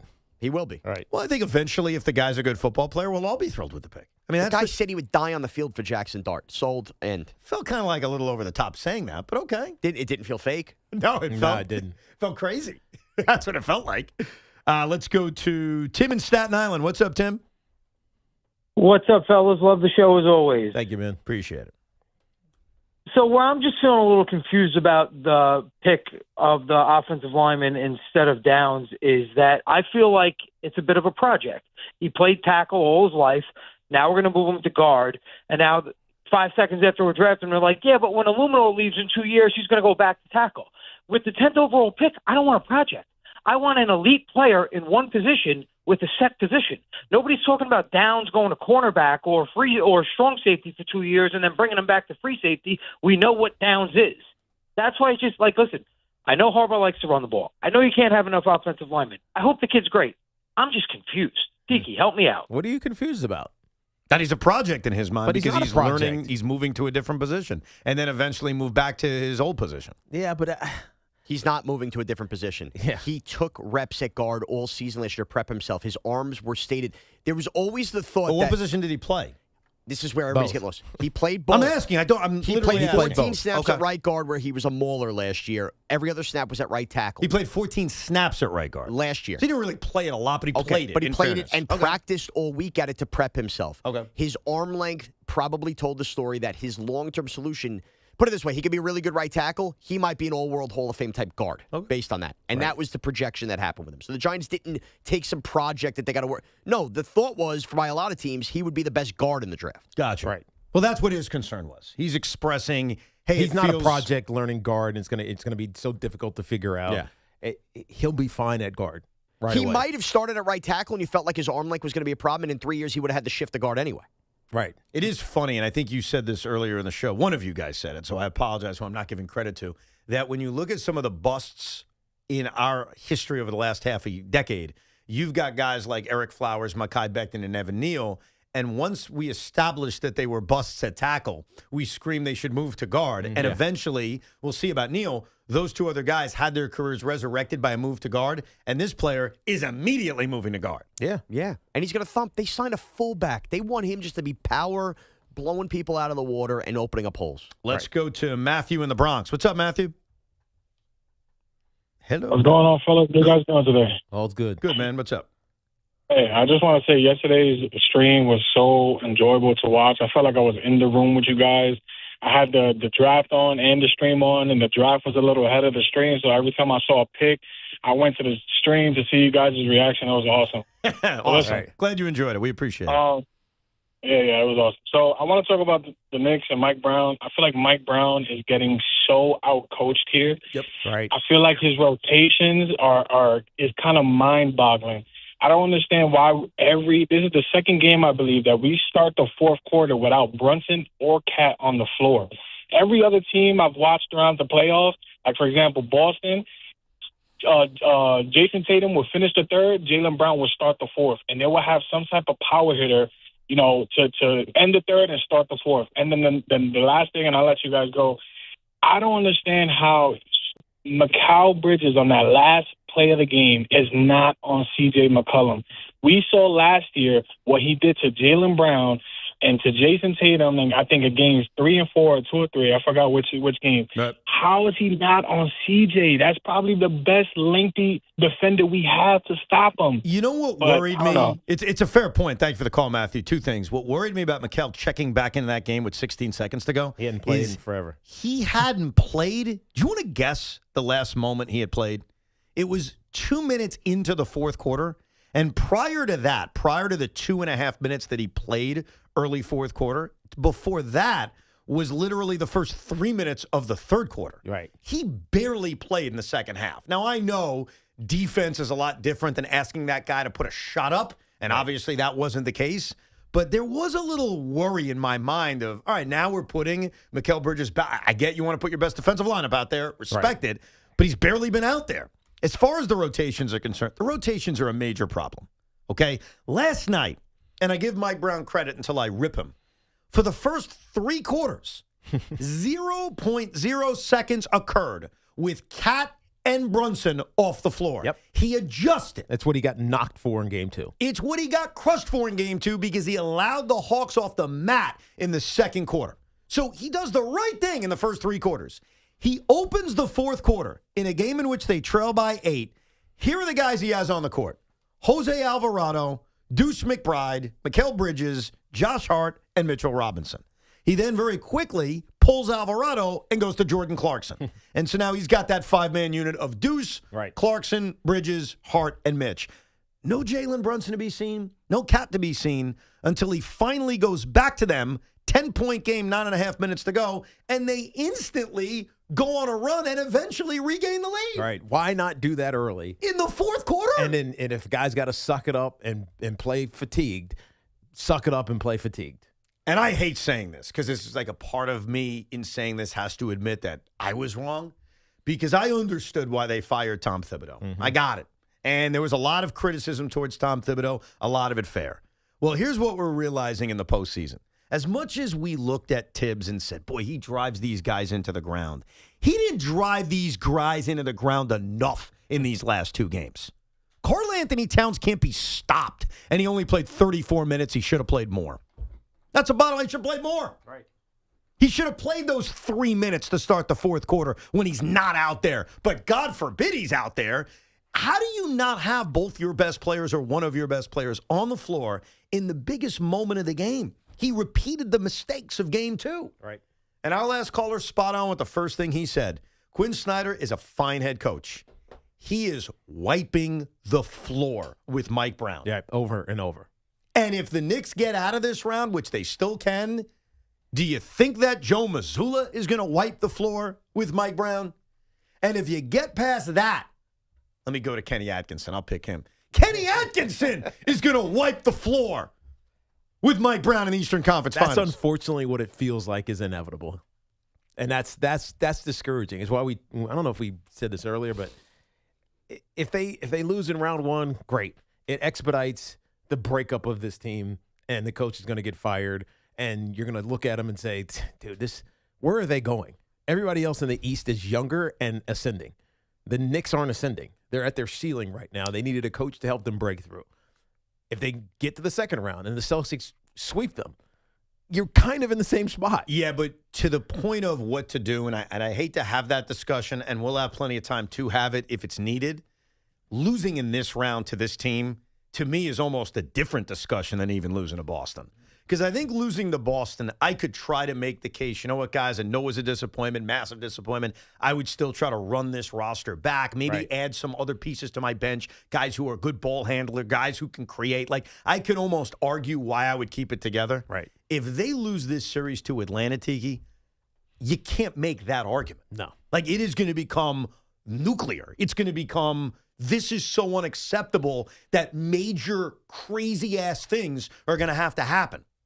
So I think it's different between losing in this round versus later. It is, but ultimately you're gonna feel the same way. This team is just not good enough as constructed. Sean will feed us with a Cinco de Luncho. We'll get back to your phone calls. 888-808-1019 is the toll-free number. It's Evan and Tiki as we take you till 2 o'clock this afternoon.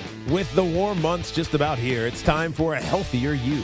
My good buddy John Gallucci Jr., CEO of JAG Physical Therapy, always tell me how important it is to focus on your biomechanical chain to reduce injuries. Well, now is the time for you and your loved ones to turn to JAG to get stronger and function at a higher level. The dedicated team of physical therapists at JAG Physical Therapy will develop a plan specifically for you to help prevent injuries. And if you have an existing injury, their expertise and commitment will help you get back to the life you love. Schedule your appointment today at jagpt.com. That's JAGPT.com.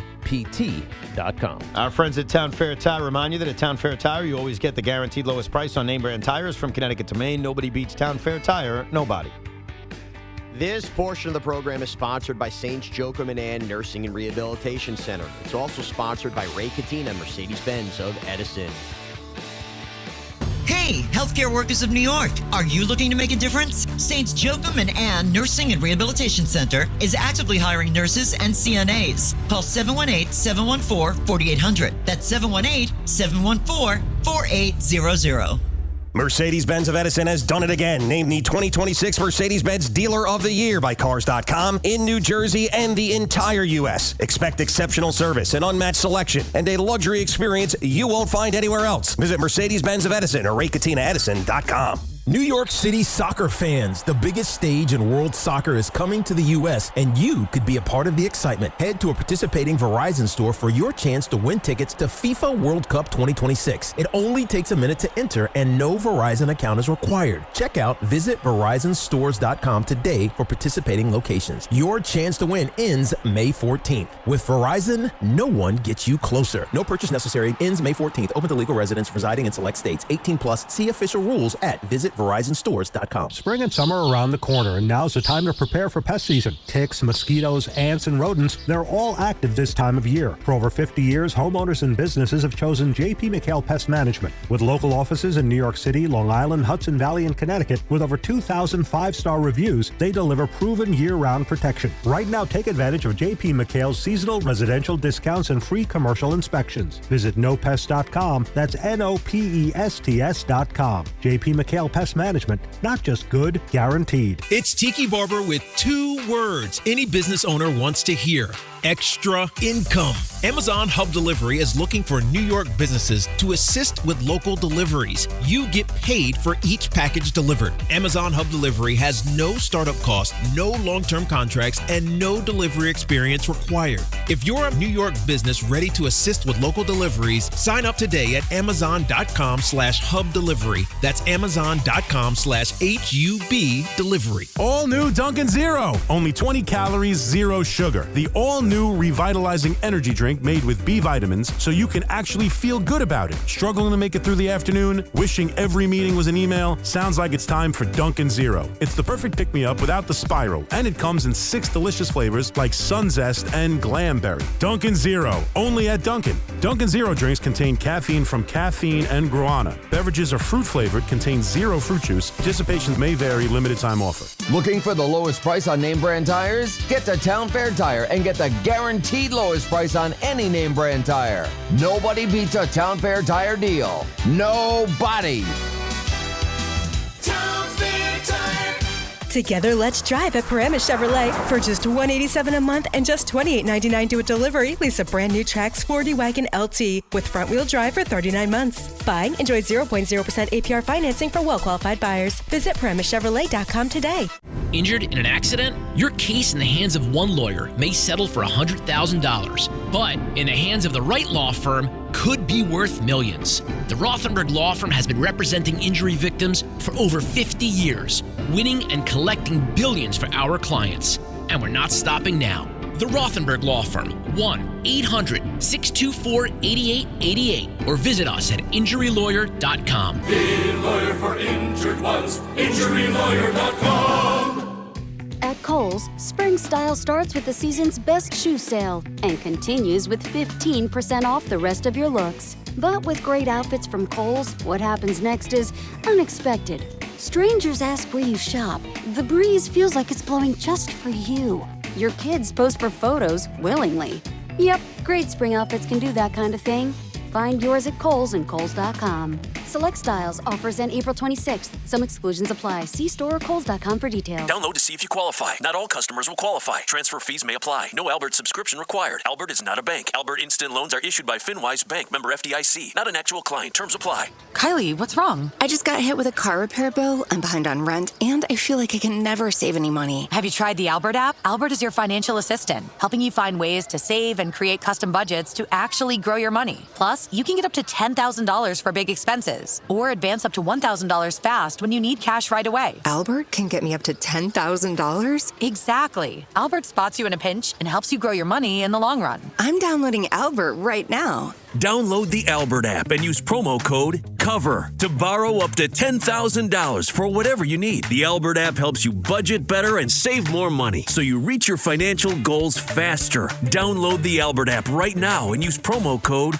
COVER to borrow up to $10,000. Use code COVER to borrow up to $10,000. The Mega Millions jackpot is now $150 million.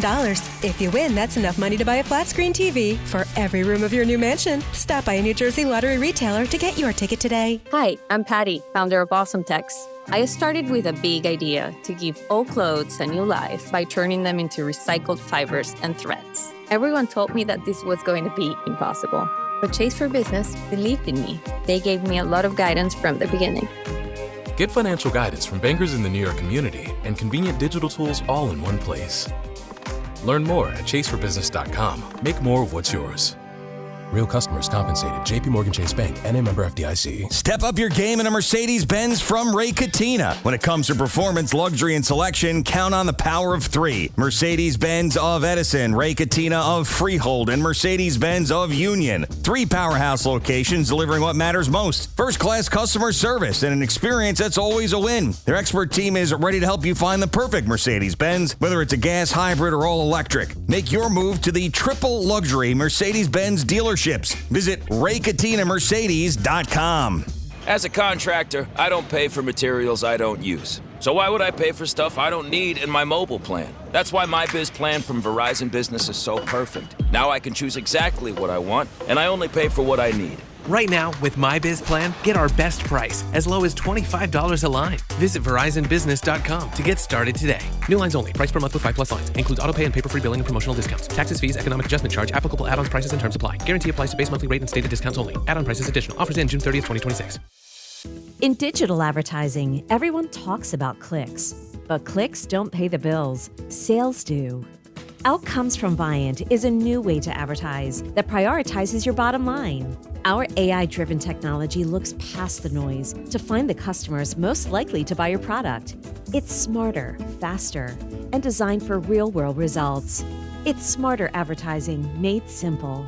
Visit Viant.ai.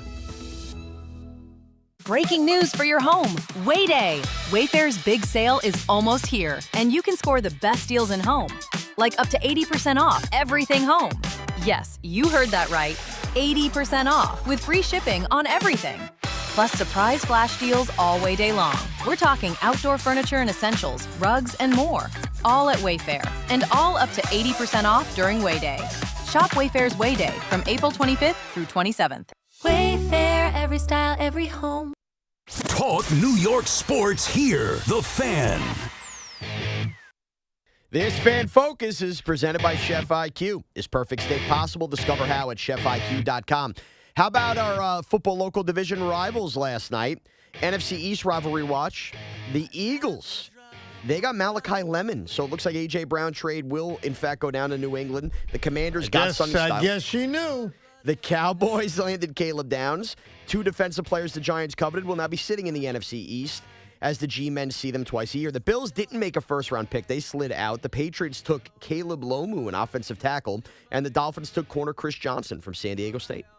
Yes, and now we got round 2 tonight. We'll look ahead to that coming up a little bit later on because the Jets were going to be the kingpins of round number 2, but they traded out of that pick to move up the 3 slots with San Francisco to take Cooper. So they're out on that. They do have an extra second-round pick, so we'll have some action tonight. But, yes, the draft continues on this evening. The baseball's back in action. The Yankees are going to Houston to take on their old rivals, the Houston Astros, and the Mets are welcoming in the Colorado Rockies. But right now, Sean Morash, I know we all ate a lot last night at our big draft party, but at 12:30 on this fine Friday afternoon, we all want to eat again. Sean Morash in the booth. Somebody hide the castle. Optics flying, phones ringing, Evans yelling, no! Tiki's laughing, chaos cracking, nobody's in control. It's Cinco de Roncho. Bam! Crunch! Let's go! Let's go! What's left of my boys, Cinco de Luncho, is brought to you by Helix Wireless, connecting everything everywhere. So I think we all agreed last night was a fun night, not for everybody, right? The Knicks, the Mets. Well, the Mets won, so it doesn't really matter. But anyway, the 5 New York sports worries after last night. Okay. Let's hear them. Here we go. Here we go! Number 5. Kenyon Sadiq becomes Evan Ingram. Why would you do that?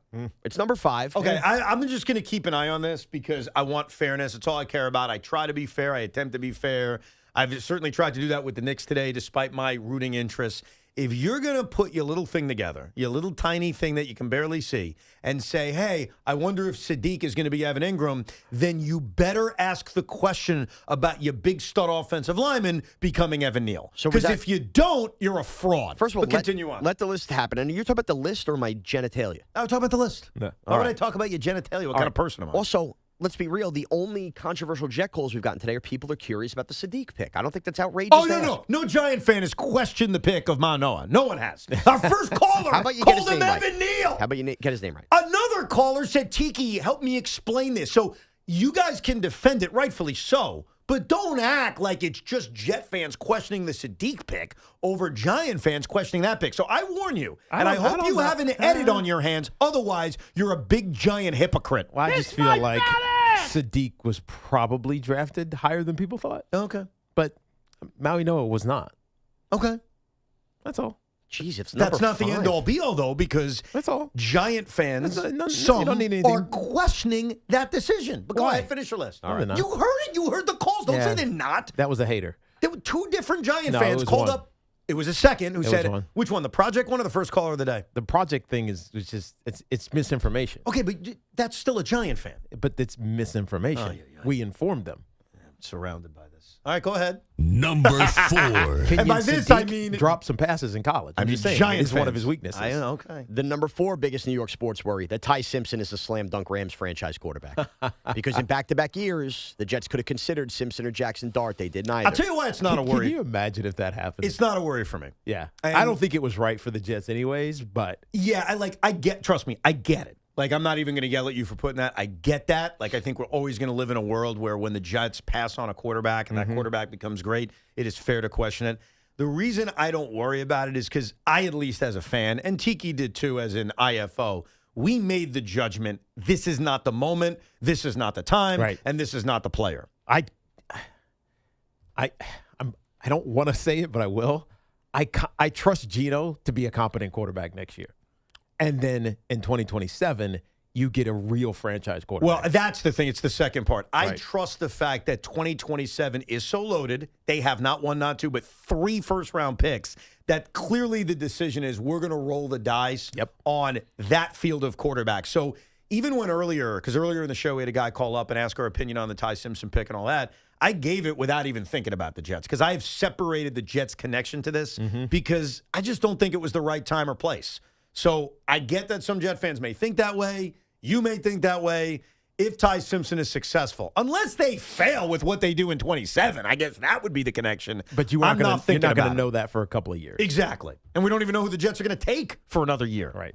Okay. Number 3. So far, you've been a complete douche with this list. We'll see if that changes. Francisco Lindor returns when the Mets are dead and buried, or Francisco Lindor returns as the Mets have revived their season only for him to then ruin their season. Both on the table. Again, I see this pattern. I can't even argue with that one, but fine. Let's see what else you got. Number 2. Caleb Downs completely torments the Giants for the next decade. Fair enough. Thank you. By the way, no, not That's even. all I'm asking. No. And by the way, that's high on the list. That's like 2. Thank you, Tiki. So this is my point. You owe me an apology because I read number 5 and you exploded on me, and at number 2 I put a giant negative 1. All right, let's see what number 1 is. Number 1. The Knicks losing the series. I mean, how is that not your biggest worry? They're down 2 games to 1 now. No, the Knicks losing the series should be the biggest number 1. I agree. You're number 1 as well. I'm sorry, I'm getting the middle finger from Craig right now. It's probably related to the Knicks. I have no idea. The Knicks are number 1. I don't disagree with that. It's just, you bias.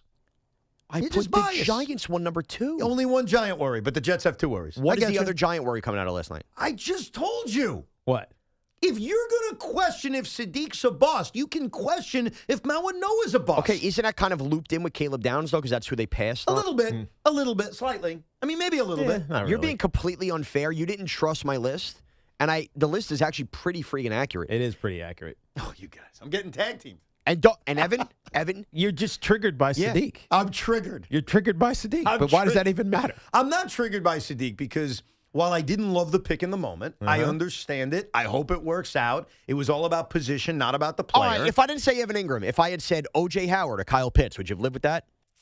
I don't think you using Evan Ingram as the example was necessarily the case. It was more that there were 5 first-round picks taken yesterday by our local teams. 5, right?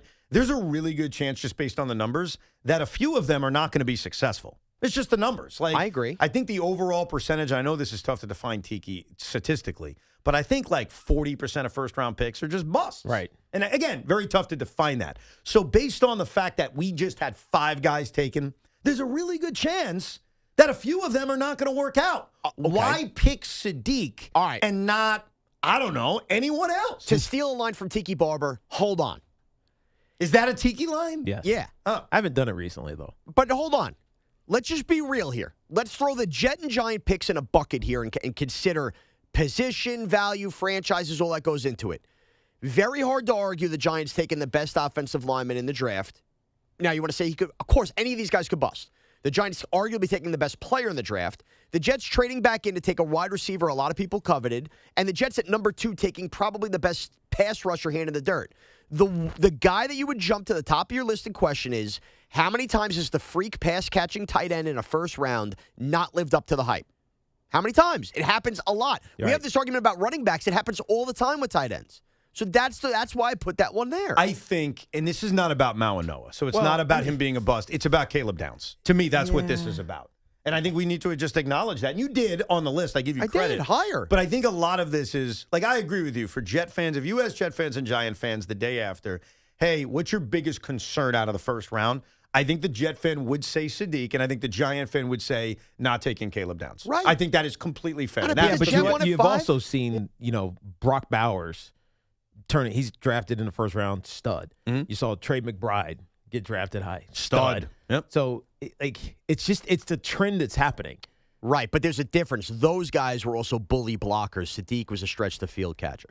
Yes, but both Trey McBride and Brock Bowers aren't bully blockers in the NFL. No, they're elite pass catchers. That's all they're doing. And that's what Sadiq is supposed to be. That's all. And they're also doing. a freak athlete, like considered one of the great freak athletes to ever play the position. And offensive linemen can bust out. You know full well you have Evan Neal. You know what's funny about this? You can't deny that. Like, everyone could be a bust. It's possible. I know we've given our opinions on all of this stuff. You haven't even asked me my opinion. I think Kenyon Sadiq is going to be awesome. I actually love the pick. Colston Loveland, too. Yeah. From Warren the from Bears. the Colts. Yep. And remember, everybody wanted them to take Warren this year. I like the pick for the Jets. I'm just acknowledging that there's always that worry with taking these freak tight ends in the first round. That's all. What you should just acknowledge, and you proved it last night, I think everyone proved it last night to a degree, is that you're a hater. Because when that grand slam was hit by Ryan Jeffers, all I could see was you laughing and having a good time. Hysterical. Oh, it was hysterical. It was, you were first laughing, of all, it was cracking up. It's funny. It was shocking because he hadn't given up an earned run all season long. Tiki and that pitch was just mashed. It was a sinker right down the middle. While everybody was focused on the Knicks, 2 minutes before that moment, I said out loud, and the Mets might blow this game. And I think it was Evan and Recco said, what are you talking about? I said, all it takes is a little bloop and a blast. They got 2 runners on. He did kind of nail that. And I was totally, that'll never happen. That's why I found it hysterical. It wasn't that'll never happen. It was we're not there yet. But it's exactly what happened. It's exactly what happened. You could see it coming. And that's why it was funny. Yeah, it was hilarious. It was cracking And ourselves also up. in the midst of it, the Grand Slam's not as funny if it doesn't happen right after the Knicks moment and the Jets taking the title. No, absolutely. Cinco de Luncho every day right around this time. And one thing we didn't notice in the Mets game, and I talked a little bit about it on the Rico, and it's fascinating, and I'm not sure how many people are even aware that this happened, but Huascar Brazoban, who gave up the grand slam and then got the final out of the 8th inning, came out to pitch the 9th inning with a 3-run lead. I didn't know this because we left. Me and Tracy left. Boomer did too. So I didn't hear this. This is fascinating. So the lights go out for the Devin Williams intro, and Devin Williams comes out to pitch the 9th, but Brazoban goes out to also pitch the 9th inning. And so there was mass confusion. Apparently, Mendy communicated this to Brazoban, but in his words, he was on autopilot because he gave up the grand slam. And so the umpires ruled Brazoban's got to face a hitter, which he did, got the guy out, and then Devin Williams came in with a 3-run lead and 1 out in the 9th inning, which did feel very odd at the time when we were watching it. And, it was a huge miscommunication. And the way it was explained after the game was this was all on Huascar Brazoban. But it's tough to just ignore that the manager is held responsible for this. I mean, he has to be.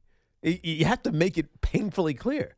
Like, give me your glove type of thing. Yeah, or as soon as you see him leave the dugout, tackle him. But there was also, I think the confusion could have been because there was a contingency upon it. Right. It was if we're tied this, if we take the lead, that. There was a bunch of ifs and buts and everything else. But if it's just, you're done, there's no confusion. One thing that needs to happen, and I hope Carlos Mendoza realizes this, and he hasn't so far, is that Devin Williams can't be the closer. Like, they need to take him out of this role and let what happened last year with the Yankees happen again, where let him recalibrate as pitching the 6th, 7th, or 8th inning. Do low leverage, figure yourself out, get your confidence back, and then maybe we'll think about it. I don't want to hear, hey, ultimately last night he made the pitch he needed to. Right. I mean, he also gave up 3 hits to the 5 batters he faced and came this close to blowing the game.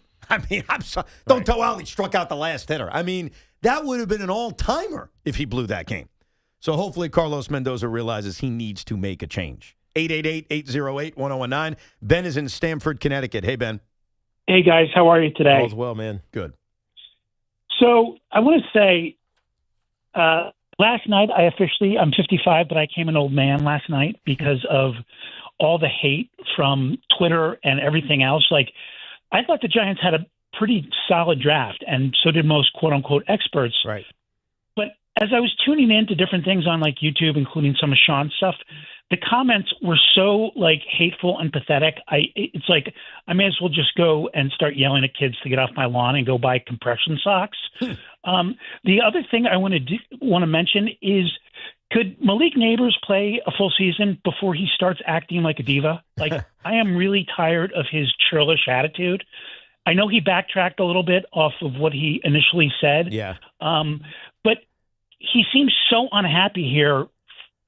Really, like, I remember seeing him when he got picked. He was sort of smiling and clapping like he had just lost an Oscar. And I just really want him to get his head right. Maybe winning and Dart will change that. But I just am so sick of how he acts, and was just curious, Tiki, what you thought about. Yeah, I think a lot of it is it's growing into being a New York athlete, where everything you say is going to be captured and then analyzed. I think in other parts of this country, maybe the fan base won't do that. They'll hear it and they'll see those things, but they won't analyze it 30,000 different ways. And so I think in New York, when you toe that line, you're going to get criticized. Yeah. So unless you're all in or all out, there's this ambiguity that gets twisted and turned, and it all comes down to interpretation. So I think he'll get smart about it. At least I hope he will get smart about it. Well, it hasn't happened yet. He's still young. I think he needs to avoid, and I loved it from a content perspective. Of course. But I think being on a live draft show is not ideal. No. Because you're giving, rightfully so, your raw opinions to things, and then guys like us play it and analyze it, and it comes across, not great to some of the fan base. Right. All he was doing was giving his honest opinions. Now, I think, and I'm going to use you as an example and our Les Caller as an example on why it is so difficult to know the true feelings of fans. Okay? We just had an argument in which you said, dude, no one's upset necessarily about the Giant picks, to which I said, well, we just took 2 callers on it. Those are only 2 callers. And you even said, one guy's a troll, one guy's this. That guy went the opposite route and said, hey, guys, I'm reading the comments on YouTube or Reddit, and it seems like everybody hates the Giant draft. That's because it's not sexy. It's impossible to know what most Giant fans think. It's probably mixed. Like, there's probably a lot of Giant fans who are content. There are some Giant fans who want to bitch on everything, and there are some who admit, I don't know. I think we also have been conditioned over years of the hype and the show that the NFL draft has become to make it be about this guy's going to save your team. This guy is going to recreate the position. This guy is going to be the second coming to Jesus Christ, right? That doesn't happen, man. It's football. These guys are rookies. Some of them are going to be great. Some of them are going to suck. Some of them are going to just be average good players, even if they were drafted in the first round. By the way, the same thing can be said about the second round guy, the third round guy, the fourth. My brother was drafted in the third round. He's a Hall of Famer, right? Does it like we put so much hype on this first round in particular that people have these like harsh and vast opinions that mean nothing because we'd have no idea what the future holds for any of these guys. It's unknown. It's inaccessible to us to see what this future holds. So you have this emotional reaction that projects you years forward, which it turns out to be stupid because there's no way it can be right. I also think, and this is completely unfair, and we sort of got a glimpse of it from one of our callers earlier who equated what the Giants did to drafting Evan Neal and Kayvon Thibodeau, but we do this as fans. We bring it back to our past. Right. So there's a Jet fan who looked at the draft and said, we just brought in Kyle Brady again. We did the same thing. Yeah. Or a Giant fan saying, here we go again. It's Evan Neal. One thing literally has nothing to do with the other. But I also think it's tough to truly know what everyone thinks. I always love to try to figure that out because we're doing a sports talk radio show. But there's a million different opinions. Yeah. So as I stand here right now, are most Giant fans happy with the draft? It's somewhere in the middle. I mean, you talk to these guys on podcasts, Sean. Yeah. Do you have a sense on how Giant fans feel about day one in general? I think the sense is this is a horrible draft. It's a good draft. But the caveat was Downs going to the Cowboys. I think if Downs had went to any other franchise, I think it's 100% unanimous. I think it's just sitting there that, damn, we're going to have to see this guy. But you also have to see Sonny Styles, too. Yep. It's almost like we keep forgetting that we Sonny Styles. We do forget that. I forgot about that. Yeah, I get that, and I respect that. I'm trying not to think about that because you can't. You have I'm to trying control. to think They about have picks too. You got to control your own land. Yeah, my critique, if you even want to call it that, is I just would have taken Caleb Downs. Not because I was scared Dallas was going to take him, but I think he's got a chance to be a great player. Right. It's a double deucer that he goes to Dallas because if he is a great player, not only did you miss out on the great player, but now the great player is haunting you. Right. And Jordan Renan is now saying the Giants looked into moving back into the end of round one and could be aggressive early at the beginning of second round. For whom? Cornerback. New York wanted to add a weapon for Jackson Dart in this draft, hence the interest in Jeremiah Love and Jordan Tyson. Were you guys going after Omar Cooper? If it was late first I round, don't know. Well, here's the or not thing. really. Yeah, now Denzel Boston is sitting there, the other wide receiver, and the running back Washington, I think out of Arkansas. So keep an eye on both of them. Yes, as we enter today. They still need a cornerback. I know, and there's a bunch of corners. Right. And D tackle. As we enter today, the Giants are picking 37th, but the first pick is 33rd, so 33, 34, 35, 36. That's the fifth pick, right? Right. And they do have 3-6, so I don't know how the points add up. If they There you go. And the Jets traded out from 33, and they still have a second pick, which is at 44. So 7 picks after the Giants in the second round. So that's what we have. And then both teams don't have a third-round pick. How about that? Isn't that crazy? Yeah. I'd like weird. to keep it that way. You'd like to? What do you mean you'd like to keep it that way? No third-round pick. You don't want a third-round pick? I'd love one, Why? but honestly, if it means the Giants have done it 37, I can get some talking Giants done early tonight. Oh, you're being selfish right now. Yeah. Makes sense. I mean, I've done 4 By the shows way, I in don't 16 blame- I hours. don't blame you. I'm done.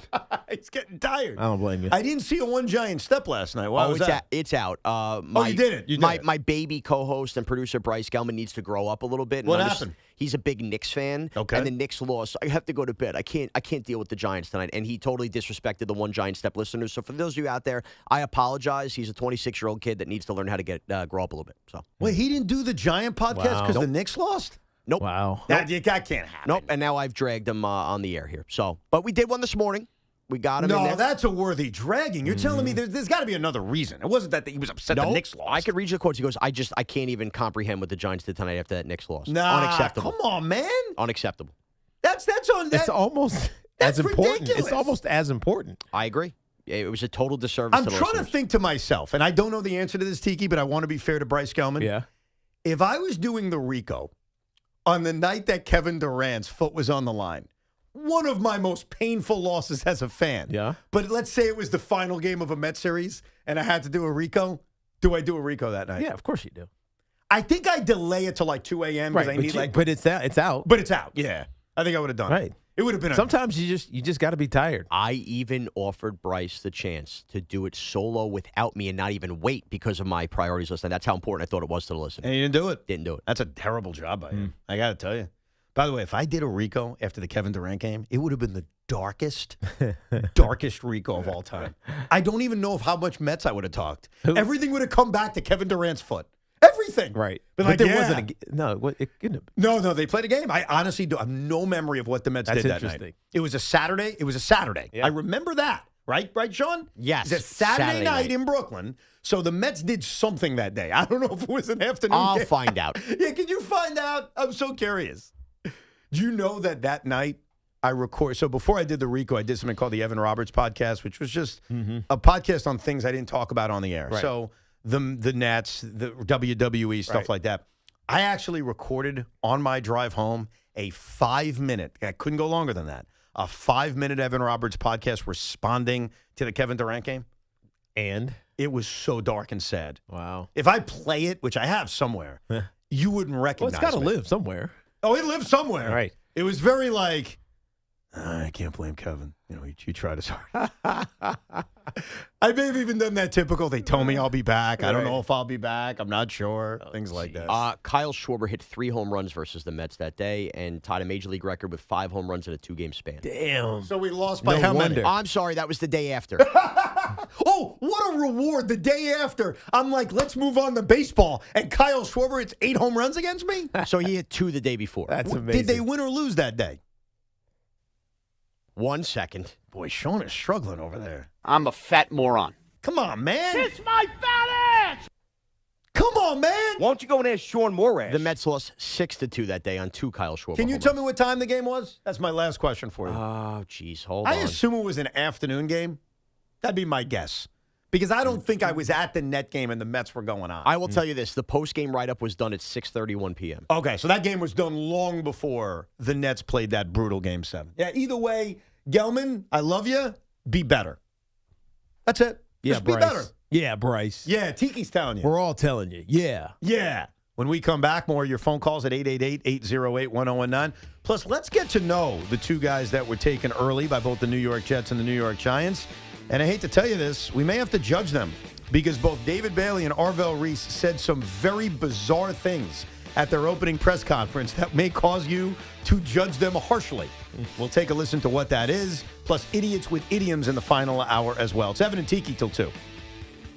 Fanatics Fest is back in New York City, July 16th through the 19th at the Jacob Javits Convention Center. The world's #1 sports fan festival brings face-to-face with WWE icons. Meet Cody Rhodes, Rhea Ripley, Liv Morgan, Randy Orton, and over a dozen more superstars and legends at Fanatics Fest. There'll be live panels, autographs, photo ops, rare trading cards, and memorabilia, plus exclusive merch drops you can only get at Fanatics Fest. Photos and autographs are now on sale for all WWE superstars and over 100 athletes at fanaticsfest.com. Spring is the perfect time to refresh your home, and Windorama is making it easier than ever during the spring refresh sale. Save up to 30% on your window and door project. Plus, take advantage of low to no interest payment plans when you purchase and install with Windorama. It's simple. Book your free in-home consultation, shop from home, and let their local certified experts handle measurement and installation. Visit Windorama.com to book your free in-home consultation today. This Odyssey Sports Minute is brought to you by Dr. Jay Shah at Samwell Institute for Pain Management. Visit samwellpain.com. This is an Odyssey Sports Minute. The true stunner round 1 of the NFL draft was the Rams selecting Alabama quarterback Ty Simpson at 13th overall as a succession plan for Matthew Stafford. But here's the thing. The Rams are a Super Bowl favorite this year, and Ty Simpson doesn't help them win this year. And after the draft, Sean McVay, Rams head coach, did not look happy about the pick. My prediction, once Matthew Stafford retires, Sean McVay leaves Los Angeles and takes over with full control elsewhere. I'm Nick Costos.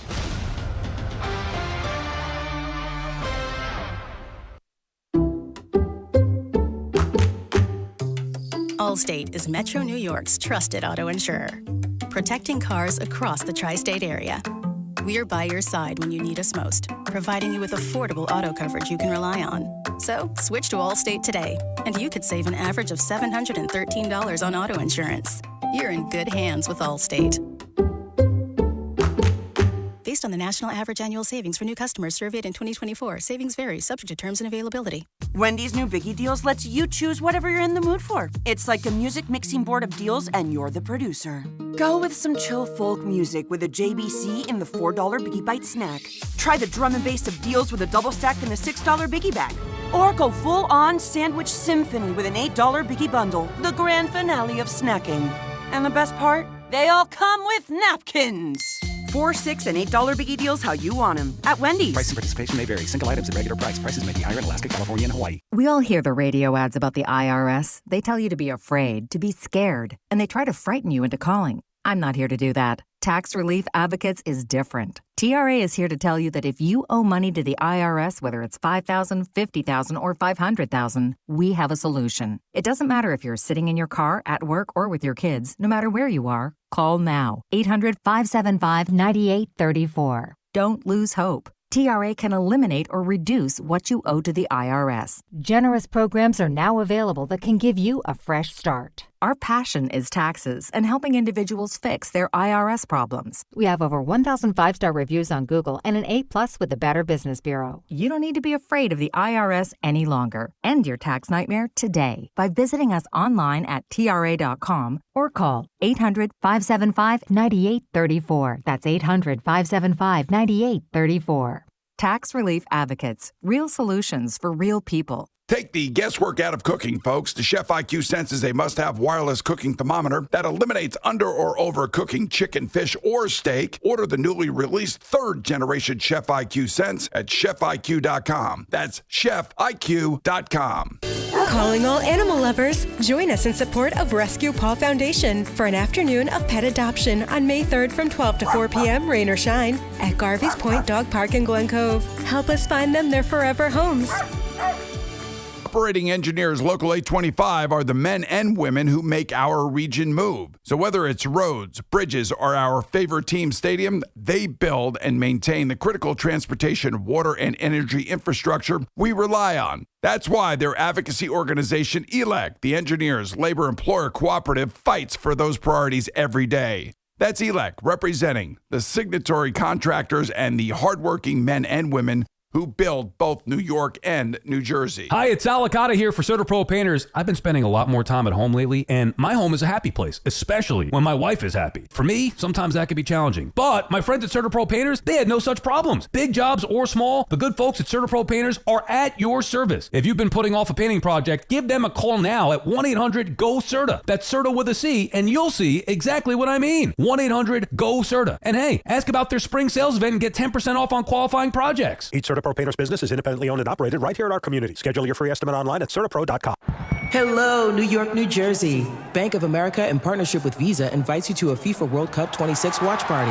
Open an eligible Bank of America checking account in participating financial centers only for an opportunity to reserve 2 complimentary tickets while supplies last. Experience special musical guests, games, giveaways, food, and more, all at a legendary venue. Learn more at BofA.com/BofA Visa Watch Party. What would you like the power to do?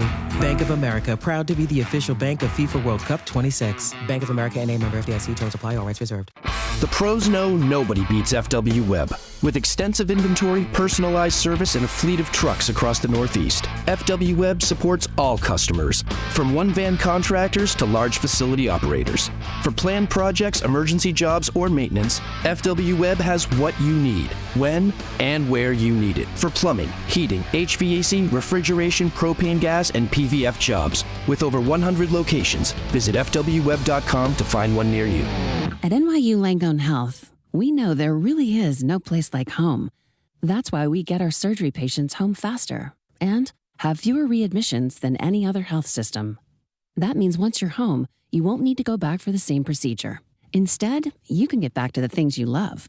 And the next time you need something else, we're here. Better health starts with a better health system. Learn more at nyulangonehealth.org.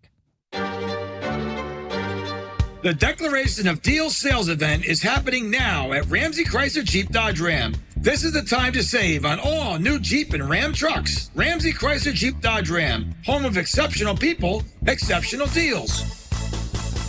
Basketball playoffs are underway. Trade every game, series, and the championship on Kalshi. You're trading against peers in a live market. As the odds move, you can buy in or out anytime. Download the Kalshi app and use code FAN to get $10 when you trade 10. Kalshi. Trade on anything. Growing a brand is hard, but reaching the right customers shouldn't be. Meet Outcomes from Viant. We've built an intelligent platform that handles the complexity of digital advertising for you. Powered by advanced AI, we help your brand show up in the right places at the right time and ensure that every dollar you spend leads to a real business result. It's smarter advertising made simple. Visit Viant.ai.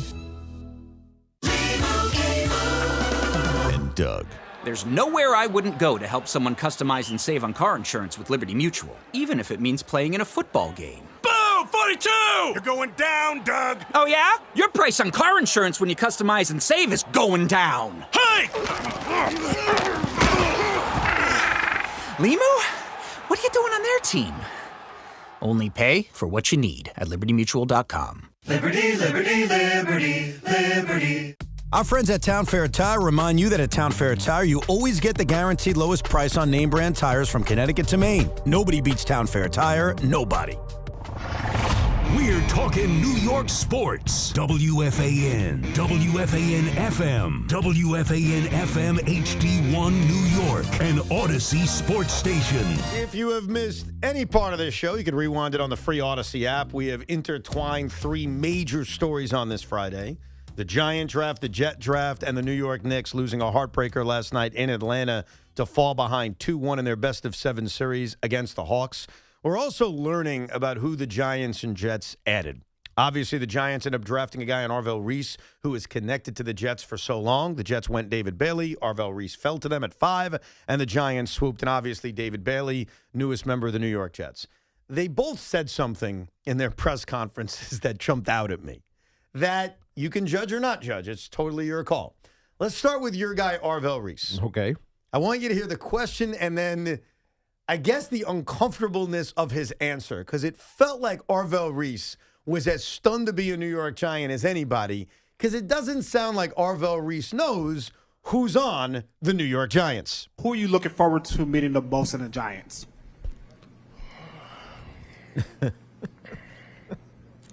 Who I'm looking forward to meeting? Jackson Dart, QB. That's so good. Right. You have to admit, and I kind of understand it because just didn't feel like he was ever going to be a Giant, that Arvell Reese is like, I don't know who's on this team. Yeah. I'm trying to think. When I got drafted by the Giants, did I know the Giants team? Now, maybe because I was a Redskins fan, so maybe a little bit. Mm-hmm. But I don't think I could have ripped off 4 or 5 players that I knew and was looking forward to meeting. So you would have been stumped by the question as well? No, I think I would have just said whoever my new. I would have talked my way out of it. Well, you easily could talk your way out of it because, first of all, the silence just adds so much intrigue. I would have said all my new teammates. Yeah, you answer right away like, dude, I am so excited. I'm excited to meet everybody. In fact, I don't even want to name just one. Yeah, I'm excited for everybody. Right. And you know what? If he says that, I think that answer goes away. Like, okay.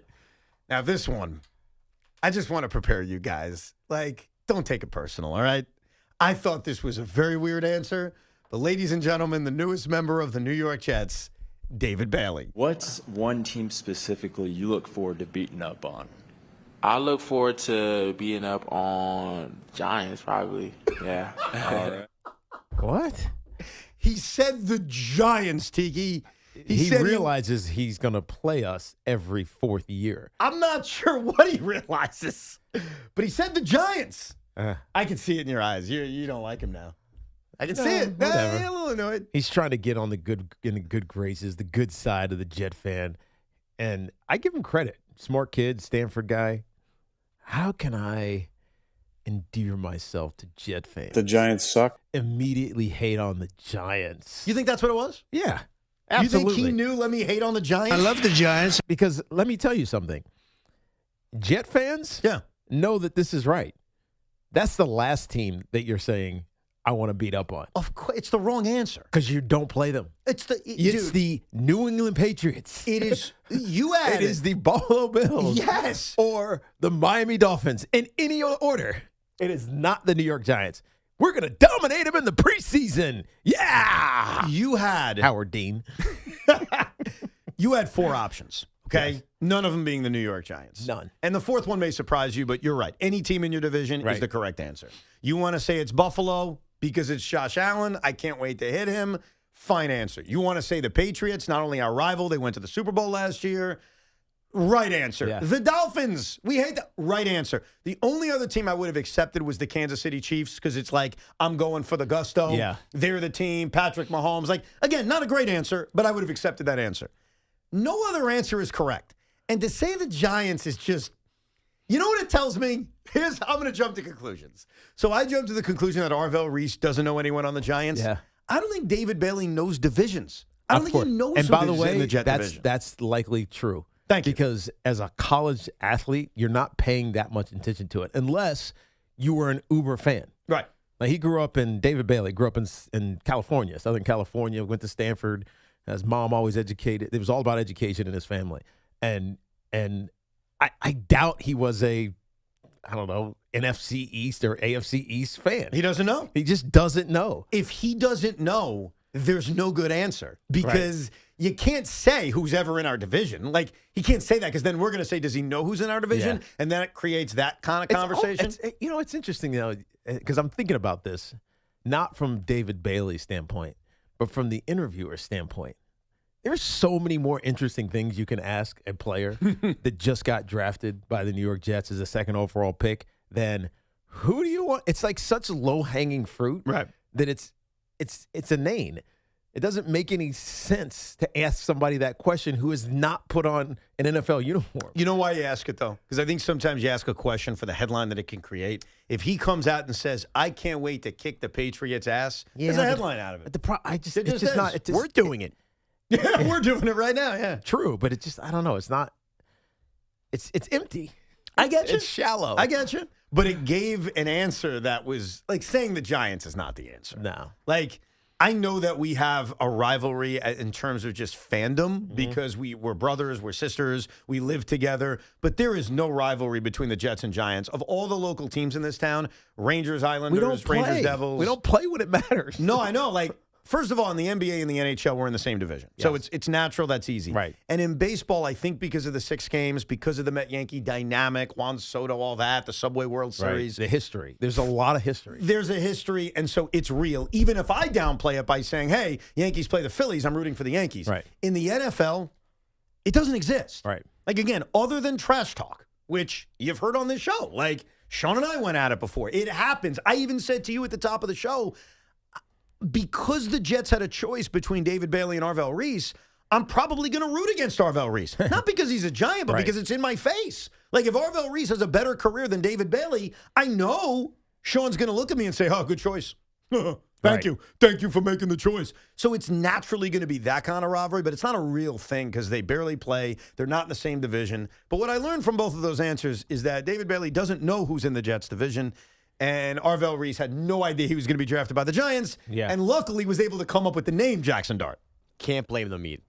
Now, the Jackson Dart thing, and I just say, didn't that feel like somebody was in the back of the room looking at Arvell Reese going, Jackson Dart. say Jackson Dart. Yeah, I did. Jackson Dart. Yes. He said it really He quick. got it late. Jackson Dart. Yeah, that's it. And he threw that in there. Yeah. And he got it right. 888-808-1019. Bob is in Hamden, Connecticut. Hey, Bob. Hey, how's it going, guys? Thanks for taking the call. Tiki, I bumped into you at a cheerleading competition in Atlantic City, and you were very nice and friendly. So I just wanted to say thanks for that. I always am. Are Try you to be, at least. Yeah, I believe that. Are you going to Summit? We will be there next. We'll be there next week. I leave on Thursday. Tegan competes Friday, and Brooklyn competes on Saturday. Hopefully Sunday. And that's Division I Summit is what you guys go to, right? Yeah. Okay. I'll be there for Division II for my daughter, so excellent. I won't see you there. But yeah. Well, anyway, good luck to her, by the way. Thank you. Good luck to you and your family as well.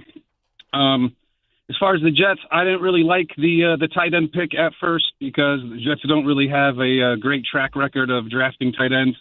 But I think getting that receiver kind of makes the tight end pick worth it, in my opinion. I don't know. What do you guys think about that? It just adds some depth to the pass catcher room for Geno next year, and it sets you up to get a couple of young players experience before what's inevitably going to happen. They draft a hopeful franchise quarterback next year. Those are the two things this does. And I didn't love the pick either, but I think what we all do with drafts, especially with players we've barely seen, we don't know that much about them. To be negative about it for a long time is stupid. So here's where I'm at. And I said this at the beginning of the show. If the Jets are going to have success in 2026, and I'm hopeful that they do, I'm hopeful that all the critics are wrong, including myself, and the Jets win 10 games and make the playoffs. Right. I know that sounds nuts. That's what we want as sports fans. That's what we root for. Right. For that to happen, this offense needs to be a top 12 offense. Right. And if it does happen, you can still draft a quarterback next year. Absolutely. That would be my plan. Right. But they have an offensive line that feels good to really good, especially as the bookend tackles get better. They have a legitimate number one receiver in Garrett Wilson, and now have hopefully added a wonderful sidekick in Cooper. They have a hell of a running game with Braylon Allen and Breece Hall, And now they've added a guy who has the potential to be a really good tight end. So, number one, if the Jets are going to have success this season, their offense will have to be their strength. And number two, and this may be the most important point, and you touched on it, is when they bring in a young quarterback next season, it's all there for him. Right. An offensive line, weapons all over the place. He will be in the best position to succeed because too many times, and Sam Darnold jumps out at me, you come into this league with nothing around you, and you're not in a position to succeed. And whoever that kid is, and I have no idea who we're talking about a year from now. Drew Mestamaker. Write that down. That's our official 2027 quarterback guess. He's been saying it for months. You're right. Just write it down this time, okay? You know who I think it's going to be? Who? Because I think life is ironic sometimes. I think life just works out in these weird, mysterious ways. I think the guy who ends up being the quarterback for the Jets this year is the guy who, next year, is the guy who avoided them this year. Dante Moore. That'd be interesting. How about that? I think it's Arch Manning. Oh, so we're all different. So just for the record, a year out. Yep. A year out. It's April 24th, 2026. Our prediction on the young quarterback the Jets draft a year from now. You say? Drew Mestamaker. I say Dante Moore. Sean says? Arch Manning. And there will be the rest of our lives arguing who was better, Eli or Arch. What a dumb argument. That is a stupid argument. Whether it's stupid or not, you know it, and you know it. Is Arch even having a good season next year with Texas? I think he will be. Okay. I think they're going to. Are you spiking the football on the argument already? It hasn't even started. But Tiki, that's the beauty. I'm just speculating. I didn't say they're picking first overall. That's true. Yeah. I mean, I did yesterday, but I didn't today. I'll never forget, and I've explained this to you, that the draft pick that meant the most to me was Sam Darnold because it was such a long story to get there. Like a year out, we were talking about sucking for Sam. Yep. Then the Jets got off to a good start. They didn't get a top pick. They actually finished 6th. They traded up to 3, and Sam was there for them anyway. And so it was like this long arching story that got to Sam Darnold. And it's a reminder, and you're right about Arch Manning or anybody else, a year out, we have no idea where this guy's going to be picked.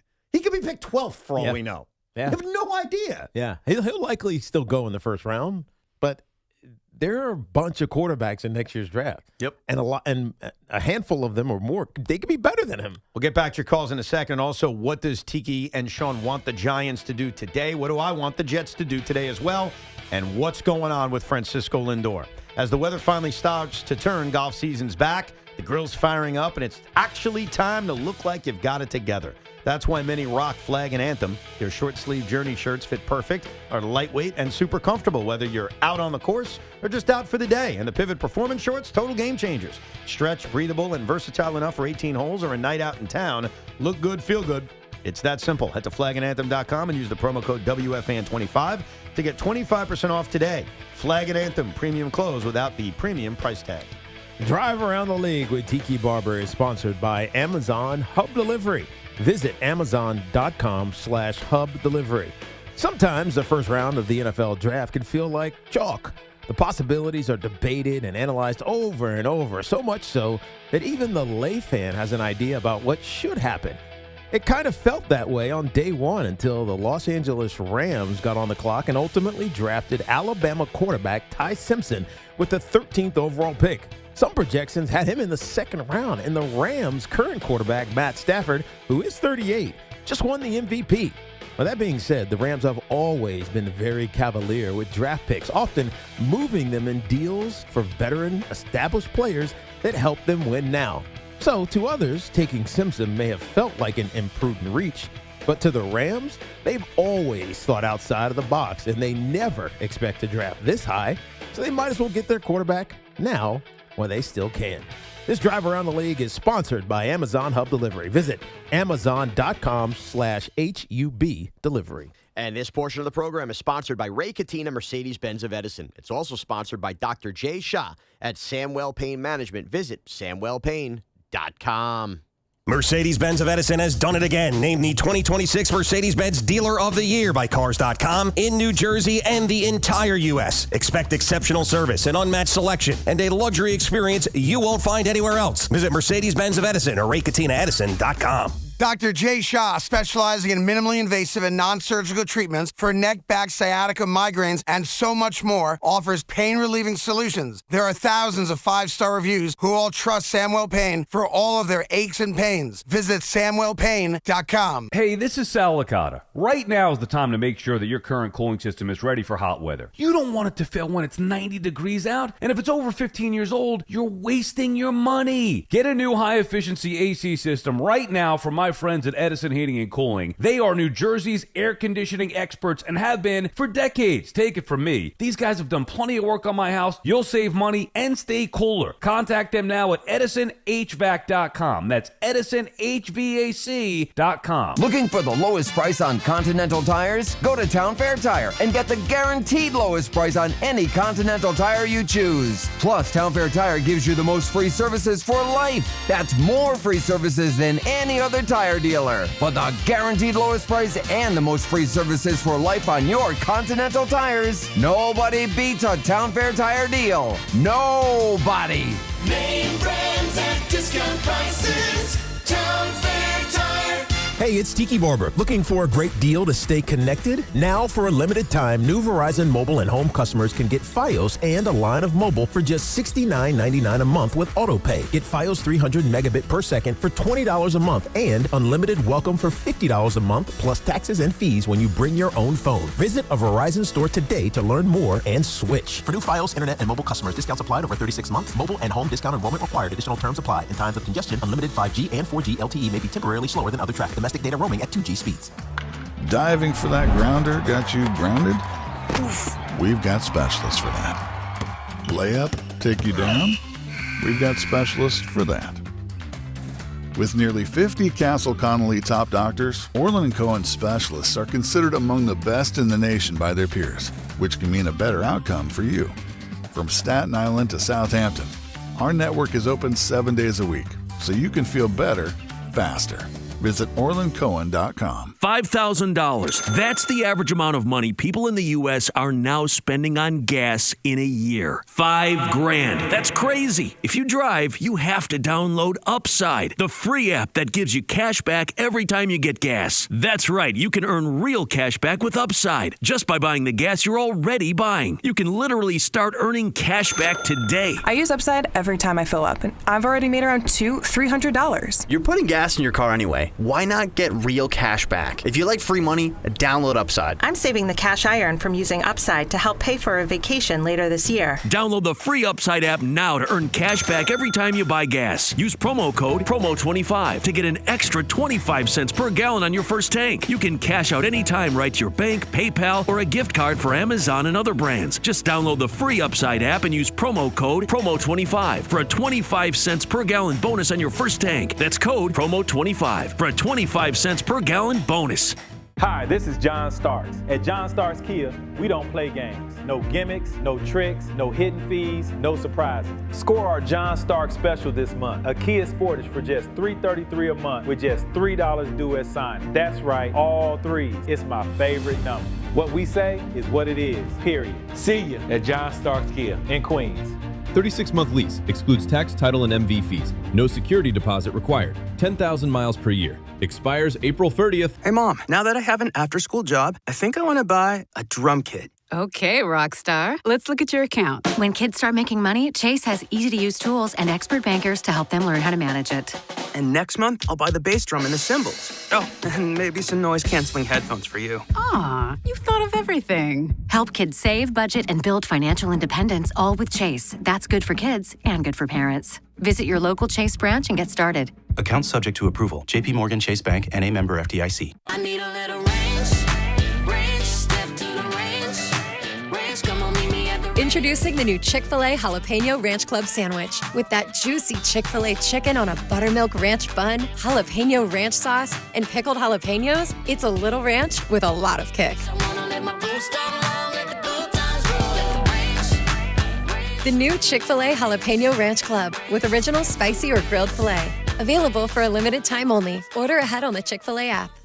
If we're being honest, guys in this town, pretty confident. And hey, that's not a bad thing. But are you willing to put it to the test? California Cryobank is looking for healthy men to become sperm donors. You can earn up to $2,400 a month. Plus, get free health and genetic screenings. And more importantly, you're helping families who can't do this on their own. So if you really think you've got it, and you know who you are, put it to good use. Apply now and see if you qualify. Check out spermbank.com to learn more. HL Gross Jewelers of Garden City is Long Island's premier engagement and wedding ring destination. Visit HL Gross today or online at hlgross.com. Get connected with WFAN to talk about your favorite teams. The Fan on the Odyssey, iHeart, and TuneIn apps. The Fan Focus is presented by Chef IQ. Cooking easy as 1, 2, 3. Discover how at chefiq.com. Tonight is round 2 and 3 of the NFL draft. The Giants are sitting at pick 37. Some reports suggest they might be looking to go up. The Jets are now at pick 44. The Yankees begin a 3-game series in Houston. Remember when the Astros mattered? Will Warren facing Lance McCullers. And the Mets host the Rockies as Freddie Peralta looks to extend the win streak. I'm looking at the big board because now you get to the second round, and unless you're doing great research, the way Sean is for his podcast, I'm not that familiar with a lot of these guys. But 4 of the top 12 guys projected on the big board are corners. Yeah. And you mentioned it. The Giants could use one. The Jets could use one. So keep an eye on a few of those names as we enter the second round tonight because the Giants and Jets both have a pick, and we'll see how they use it. Yeah. No, I think there's the kid from Tennessee, Jermon McCoy. He is projected as the number 1 available player according to ESPN's draft board. But he is coming off an ACL injury. Did not play in 2025. But he's a bigger corner, and he's physical. He's a great athlete, was a state champion in the long jump and triple jump. Jumped over 50 feet in a triple jump. And I know that's hard because I triple jumped in high school, and it's just hard. Right. So he's a great athlete. It's just a matter of what's the trust level for a kid that was injured ACL in college. That is why he fell out of the first round. Yep. And this is very reminiscent of last year, a year ago. Will Johnson was thought to be the best corner in the draft. Injury concerns, knee fell out, ended up being the best rookie corner in the draft and went round 2 to Arizona. I mean, the thing is, and this is a shame because the ACL is probably the most recoverable major injury that's out there now because the technology to fix it has become so good and the process is so, I don't know, work done and reliable that it shouldn't be a determining factor on somebody's future success unless there is complications with the ACL. Right. Like with Malik Neighbors that we're still kind of worrying about because the meniscus tear along with the ACL. But yeah, I think it's a shame. It's unfortunate because he had he was going to be in the top 15 pick. Definitely. And then his ACL from 2 years ago hurt him. You mentioned it earlier. If I had to project it, it's easier to project the Giants than the Jets just based on where they're picking in the second round. I think Denzel Boston's the guy they end up with. Big receiver that also adds to what Harbaugh likes. He's physical in the run game in terms of a blocker, too, and one of those guys that just goes up and gets it in the red zone. That's that David Boston's kid? That I don't know. Oh, my God. Really? I mean, if it is. I feel old. I mean, you shouldn't because my kid is.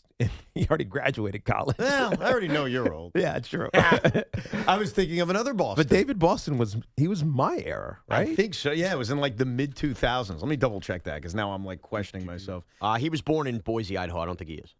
Well, based on where he was born. David Boston was a rookie in 1999, and he was out of the league in 2005, so right around your time frame. Yeah. I was thinking of Darryl Boston. Do you remember Darryl Boston? It is not David Boston's kid. It's not. Do you remember Darryl Boston? There's no way you remember No Darryl idea. Boston. He was a baseball player in the early 90s.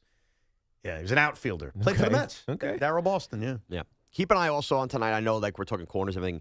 Caden McDonald, the defensive tackle from Ohio State. I think everybody assumes the Bills will take him and they've played the board right.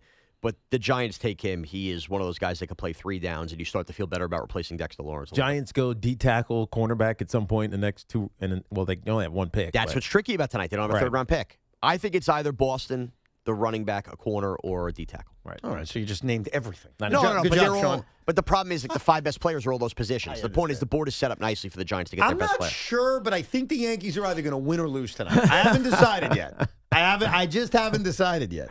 Let's go to Jack in Brooklyn. Hey, Jack. They're going to win. Hey, guys. Thank you for taking my call. What's up, dude? Thank you. What's up? The Giants have 2 problems last year. The 2 problems they had was stopping the run, and that they worked on with Alvarez, and that's amazing. Number 2, the secondary was atrocious, which is why I was hesitant with the pick of Tiki. and I really wanted Downs because I think that would have covered the secondary really, really well.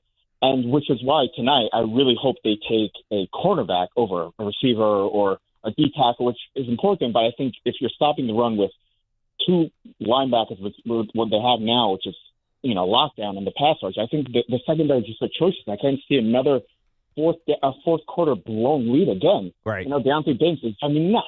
Right. So I really think they need to just lock down the backfield after the front is so loaded in the front. They just need to open up that backfield. Yeah, and I think you're right. You're talking about the third level, the secondary, the cornerback and the safeties, and like right now the Giants penciled in corners are Paulson Adebo, who you paid last year, so that's obvious. And also no-showed the voluntary workout and clearly pissed off John Harbaugh. Yeah, was very active at last week's voluntary workout now. Oh, so you think he's back on good terms? Oh, yeah. He was all over the videos popping. Yeah, good. I think I forgot. Didn't they explain it or explained it away, or that they had communicated? But I think they had communicated after the fact. So I think Harbaugh was pissed off because nobody had heard for him prior. But it's voluntary, so you can do whatever you want to do. But at least tell me you're not going to be here. But anyways, the other corner is Greg Newsome, who they signed in free agency, who is he's a good corner, but it's not. You don't see him projecting into an elite player. And so you're going to need that, especially playing in this division where there's a bunch of really good wide receivers. Just keep in mind, the Giants may not be drafting for 2026 tonight. So, next year when they have $90 million in cap space, if they want to go get the best corner on the market, they probably can do that. Right. But you still don't want to have an unsuccessful 2026. I agree. John in Danbury, Connecticut. Good afternoon, John. Hey, John. What's up, guys? Thanks for taking the call. I'm a little bothered by Malik Neighbors' reaction to Dallas drafting Caleb Downs, just because you think, Neighbors is supposed to be this dog, he's supposed to be the dude, he should be elevating his game and be like, well, I'm excited to go against this guy, not now I got to face this guy every year, twice a year, and it's going to be tough. It's you should be looking forward to this challenge. So it kind of irked me a little bit with his reaction. Yeah, there. I can see why you would feel that. I also think that it takes some time to understand, as an athlete, how to talk New York.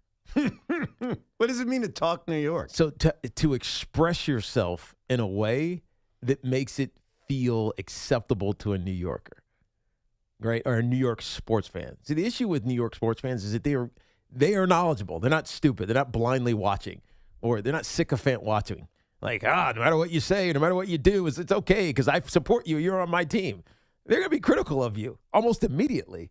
And so when you say something like Malik Neighbors said, it's almost like you're paying deference to that guy when you should be saying, I'm going to beat his ass. I don't care who he is. But I think paying deference to that guy was also, I want that guy on my team. Not just because, I don't want to face him, but because – hey, I'm a fan too. I'm a player. I'm a fan. I have an opinion. I'm sure you had opinions about the draft. That's above. Actually, I never did. You never had opinions? I never cared. Even when they drafted Ron Dane, it was like, all right, cool, let's go. All right, how about past that? How about Eli? Did you have an opinion on, we're taking a young quarterback? Or, I like this. I'm excited. I think we had all prepared ourselves for it because it was all in the speculation. Kerry Collins wasn't going to be the whatever. And so when he left, you were obviously frustrated as veterans.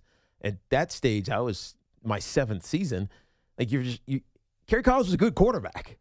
Kerry Collins took us to a Super Bowl, and now you're getting rid of him for a rookie?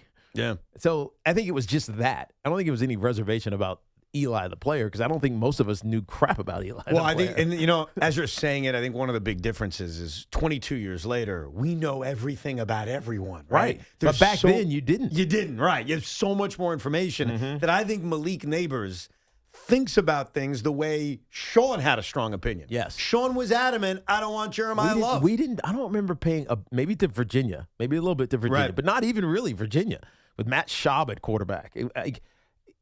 We didn't care about college football. These guys do. They do. And I think where he made a mistake, if it's even a mistake, I guess it's up to the interpreter on this, is he shared his opinions. And sometimes as an athlete, maybe it's better to not say anything. I think it's great because as a talk show host, it's content. I love it. Right. I also find it interesting. I love to know what your opinion was. I'd want to know. And what I'm so disappointed about, this bothers me about last night. Because last night had everything.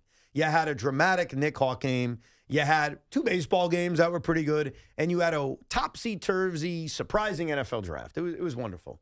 But what really pisses me off is we didn't get that moment where the New York Giants were on the clock and Jeremiah Love was available. And that bothers me. Too bad. Because you needed to, A, sweat it out, and B, find out, were they really going to draft him? Was it a smokescreen or not? We'll never know because Arvell Reese, rightfully so, was number 1 on the board, and they had no idea he'd be there at 5. Right. So it was easy. We will never know to this day what they would have done about Jeremiah Love. And when the Cardinals drafted him, I'm sorry, I'll say it, it was a massive disappointment. One of my favorite moments of the draft. I know. You know, also, if we're going to trash Malik Neighbors, can we also say there was a clip we didn't play yesterday? Time out. Are we trashing Malik Neighbors? I'm getting a sense because I've screened a couple callers that have dropped off that are not happy with Malik Neighbors' comments. We're giving good, critical, fair thoughts on what he said. I'm just giving context of why he said it. I don't mean where in terms of like us three. I mean like the Giant community. Right. Malik Neighbors is also another clip that was circulating yesterday where he flat out said he did not want the Giants to take a wide receiver at 5. Why? Because he felt like that would mean in a year or 2 he was getting traded and he wants to be here and be paid as a Giant. So you're blaming me for not pulling that clip? No, I'm just saying, though, like... No, it's just he's saying the context of the entire conversation. Yeah. Or however long he was on that podcast, an hour, whatever. It needs to be taken into account. Clearly, the guy wants to be a Giant if he was going to be bothered that maybe that felt like he was getting pushed out. To Evan's defense here, I don't think that Evan is intimating that he doesn't want to be here. Yeah, this is all about who he wanted to be teammates with. To be fair, I think my annoyance is more at a couple callers here. Okay. It feels like we're building that resume. I find it fascinating, specifically with I wanted Jeremiah Love, which was his opinion. If you're just tuning in, we played these clips, I think, at about 12 o'clock. And he gave you a great reason why. He gave you a great reason why. And he's not wrong. He explained why he didn't love it first, the Arvell Reese draft. Like, where's he playing? I don't understand this. We got this, we got that. Right, because he misunderstands what Arvell Reese actually can do. And then he expressed, boy, I wanted Caleb Downs on the Giants. Yeah. And it's disappointing he's in Dallas and I have to compete with him. Right. I think that's interesting. I think the fact that a player was revealing all of those thoughts, whether we agree with them or not, were fascinating. I'll tell you the other thing that most people in the audience find fascinating. They wait till this very moment on WFAN, a little after 1:30, when they get to hear all the mistaken idioms from the week that was at this radio station. It doesn't just include me, you, and Sean. It now involves Craig and Tommy and Big Mac and Boomer and everybody. So, ladies and gentlemen, it is another edition of the worldly popular Idiots with Idioms. Hey, you know what time it is? It's Idiots with Idioms. Idiots with Idioms. Idiots with Idioms. Idiots with Idioms. Laugh till you split your sides. Idiots with Idioms. I got the lineup met at a hat game that we'll play in a few minutes. We'll get back to your calls. You want to restart that one? I'm going to sleep like a baby. That's my contribution. It's all right there in front of us. It's like this thing has picked up explosion momentum. Shut up, Tubby. Yeah. I mean, Josh Hart's been giving Jalen Johnson fits. You're nice. The old Derek Jeter saying of, nobody's don't get booed, right? Right. Or whatever the hell. I missed up the saying.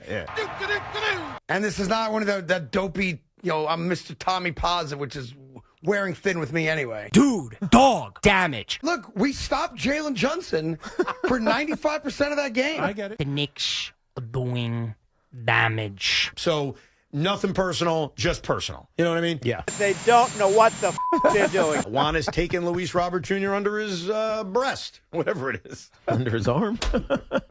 Under his waist. I hope he doesn't have breasts. What, a hot older woman made you feel her cans? I'm not breaking the wheel here of doing a baseball podcast after every series. I feel like David Bailey's a very easy start and plug kind of guy. You old sailor, you. But I was not apoplectic. Apoplectic.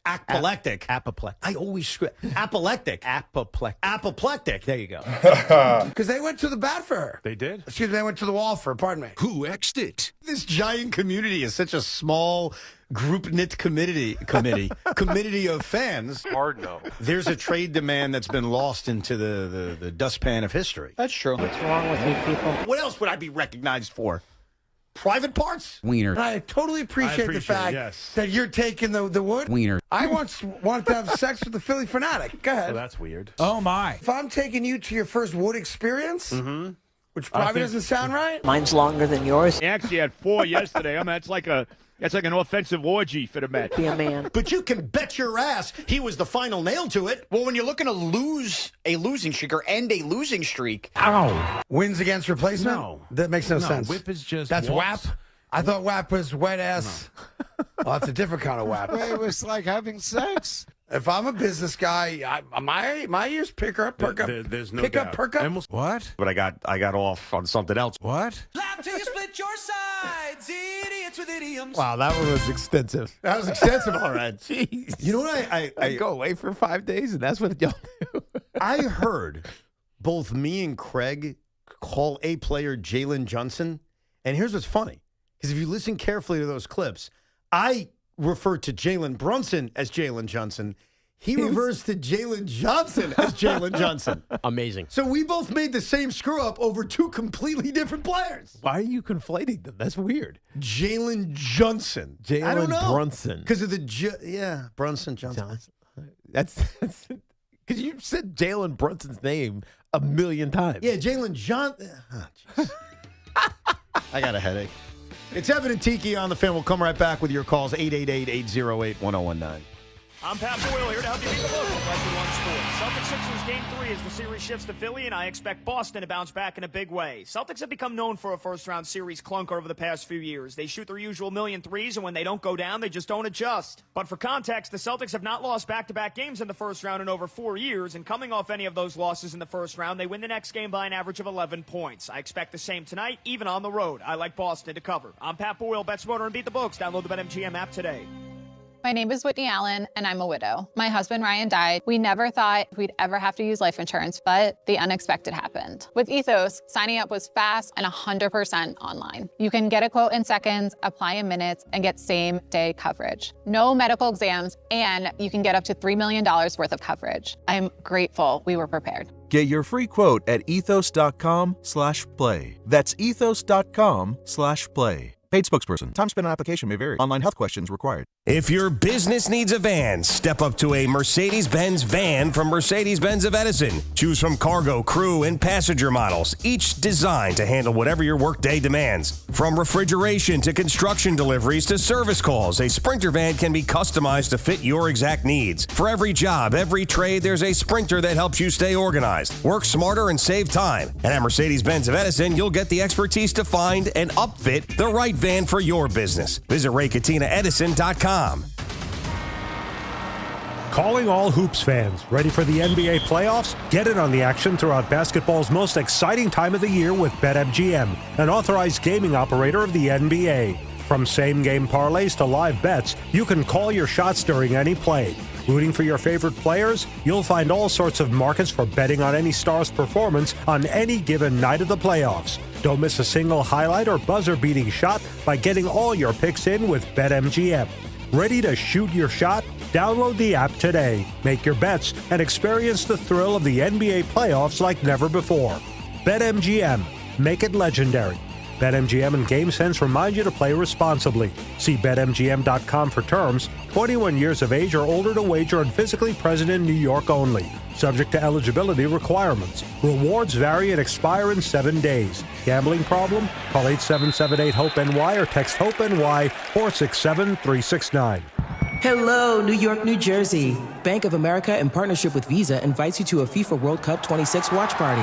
Open an eligible Bank of America checking account in participating financial centers only for an opportunity to reserve 2 complimentary tickets while supplies last. Experience special musical guests, games, giveaways, food, and more, all at a legendary venue. Learn more at BofA.com/BofA Visa Watch Party. What would you like the power to do? Bank of America, proud to be the official bank of FIFA World Cup 26. Bank of America N.A. member FDIC. Terms apply. All rights reserved. DQ presents the Blizzard Double Flip Deal. For a limited time, when you buy one Blizzard treat, you get a second for just 99 cents. That's 2 Blizzards, 2 spoons, 2 flavors, and 2 flips. So don't miss out on the Blizzard Double Flip Deal, available only for a limited time and happening now at DQ. Because the only thing better than a Blizzard treat is a second Blizzard treat for just 99 cents. It's a deal to flip for. The Blizzard Double Flip Deal. Get it in the app. Participation may vary. Breaking news for your home. Wayday. Wayfair's big sale is almost here, and you can score the best deals in home. Like up to 80% off everything home. Yes, you heard that right. 80% off with free shipping on everything. Plus surprise flash deals all way day long. We're talking outdoor furniture and essentials, rugs, and more. All at Wayfair, and all up to 80% off during Wayday. Shop Wayfair's Wayday from April 25th through 27th. Wayfair, every style, every home. At NYU Langone Health, we know there really is no place like home. That's why we get our surgery patients home faster and have fewer readmissions than any other health system. That means once you're home, you won't need to go back for the same procedure. Instead, you can get back to the things you love. And the next time you need something else, we're here. Better health starts with a better health system. Learn more at nyulangonehealth.org. Everything you knew about reaching customers online is being rewritten. Time to rethink your approach. Outcomes from Viant finds real customers, not impressions, not clicks, customers. Our AI maximizes every dollar of your budget against the outcomes that matter most and proves it happened. It's smarter advertising made simple. Visit Viant.ai. And Doug. There's nowhere I wouldn't go to help someone customize and save on car insurance with Liberty Mutual, even if it means playing in a football game. Boom! 42! You're going down, Doug! Oh, yeah? Your price on car insurance when you customize and save is going down. Hey! Limu? What are you doing on their team? Only pay for what you need at LibertyMutual.com. Liberty, liberty, liberty, liberty. No matter the season, New York sports never stop. Yankees, Mets, Giants, Jets. If it's happening, we're talking about it. The Fan, 101.9 FM and always streaming on the Odyssey, iHeartRadio, and TuneIn apps. Tiki just told me something interesting. The Savannah Bananas are coming to Yankee Stadium this weekend, and the weather is so bad that they've preemptively moved their game to tonight. Where the weather is nice? Yeah. We have friends, the Gannons, they were going on Saturday. So we were supposed to go to dinner tonight. Right. And so he called or he texted me and said, we got to change dinner because we got to go to Savannah Bananas tonight. Oh, wow. I was like, wow, that's a quick turnaround. Well, the weather this weekend is supposed to be so awful. And I was even thinking about it in terms of the Mets because they play Saturday afternoon and Sunday afternoon against the Rockies, a team that doesn't come back here. And I'm looking at the forecast and I'm like, I don't think they're playing either game. So what do they do? You know, what are their options? Because, it's obviously too late to do this now, but could you have moved up one of the games to today and done a doubleheader? I mean, I guess. It's not easy with the weather. There's no right answer to it. Like, you have to find common off days, which is a pain in the ass, and it's just not ideal because even if you do play, it's such a horrible environment to watch a game. So even if you play, does anyone want to be there? I guess with the Mets, I just realized this. Monday is a common off day. So if they can't play over the weekend, I guess the Mets and the Rockies could play a Monday doubleheader or a Monday single game because the Mets are off and they're at home, so it's easy. Right. And the Rockies are scheduled to go from New York to Cincinnati with an off day on Monday. So now that I think about it, if you have tickets this weekend, clear out your Monday. I think by late afternoon, evening, Sunday, you'll be all right. So I bet you they play like a later Sunday, 6 o'clock, noon, Monday kind of. I mean, you guys are talking about this rain like it's torrential. Saturday's pretty rough, man. Bad, but starting around noon. Yeah. But the thing is, like, if you're going to do something like that, and the Yankees have done that twice this year, where there was a Sunday game, the weather was bad, the game ended up starting at about 4 or 5 o'clock. You don't want to open the gates up at noon and act like we're going to try to start on time. You're almost preemptively saying there's a time change. Like, hey, guys, just want to let you know, if you have tickets to Sunday's game, it's a 6 o'clock first pitch. Right. Something of that nature. Right. So, we don't want you hanging out here all day just waiting. Right. But So that's good for business. It is. People consume concessions. Yeah, Yankees are thinking to themselves, it's about time the Mets deal with this. The Yankees have had two Sundays where they've dealt with this. Now the Yankees are in the protection of a dome in Houston, and the Mets are at home. Speaking of the Mets, no update yet on Lindor. There should be one today. It's not going to be good. He's going to be out for a significant period of time. We made our predictions yesterday on when he'd return. We are going to be way off on that. Yeah, I know. Because I think we all thought it would be the second week of May. Right. They would have told us if it was that short. Yeah. They would have told us already. Yeah, because all Mendy told us yesterday was it's bad. Significantly bad. And when asked if it's going to be months, he said, I can't tell you yet because they've got multiple people looking at the MRI. So I think as a Met fan, what you have to do is expect the worst. And also, he's off the team. Like, you just have to view it that way. I'm not saying he's literally off the team, but He's not going to play. Oh, we get to do the Booney for the Mets. Yeah, it's like a trade acquisition. It's like a mid-season acquisition. Yeah, it's going to trade. Are we redoing our predictions? Yes, absolutely. And you want to do that right now before the weekend starts, before we get any kind of update? Yeah, we should. See, what makes this dangerous is, let's say the Mets are genuinely bad and they're out of a pennant race. And now he would have been able to come back like August 1st, but they suck. Would the Mets get conservative with it? My gut is no, because I think Lindor is a competitor who's going to want to play. Yeah. So I'm going to go with August 10th in Atlanta. August 10th. Hold on, that's the wrong schedule. Am I looking at the right schedule? What am I looking at? I don't know if I'm still looking at the Rockies schedule. Hold on one second. I think I am. Ooh, my bad. I'm going to go with, no, I was right. August 10th in Atlanta is when Lindor returns. Which is brutal. I mean, I know that sucks, and it's a nightmare scenario for him and Met fans, but the way they're talking about this calf, it's nothing like Soto's. Right. It sounds catastrophic. So I'm going to go August 10th against Atlanta. You got a prediction, Sean? Tiki? I'm going to go August 31st in Tampa. Wow, you're going even later. Mm-hmm. Jesus. I'm going optimistic. July 16th out of the All-Star break. You know what's crazy? I would sign for that right now. That's how negative I feel about this injury. And what's the Mets' record coming out of the All-Star break? That's the million-dollar question.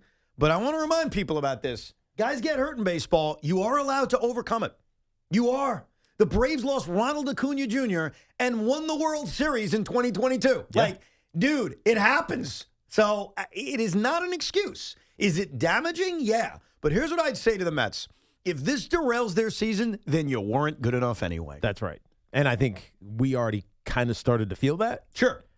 But without Francisco Lindor, I'm not saying it's an excuse, but it almost becomes part of the excuse of why you just karma, whatever.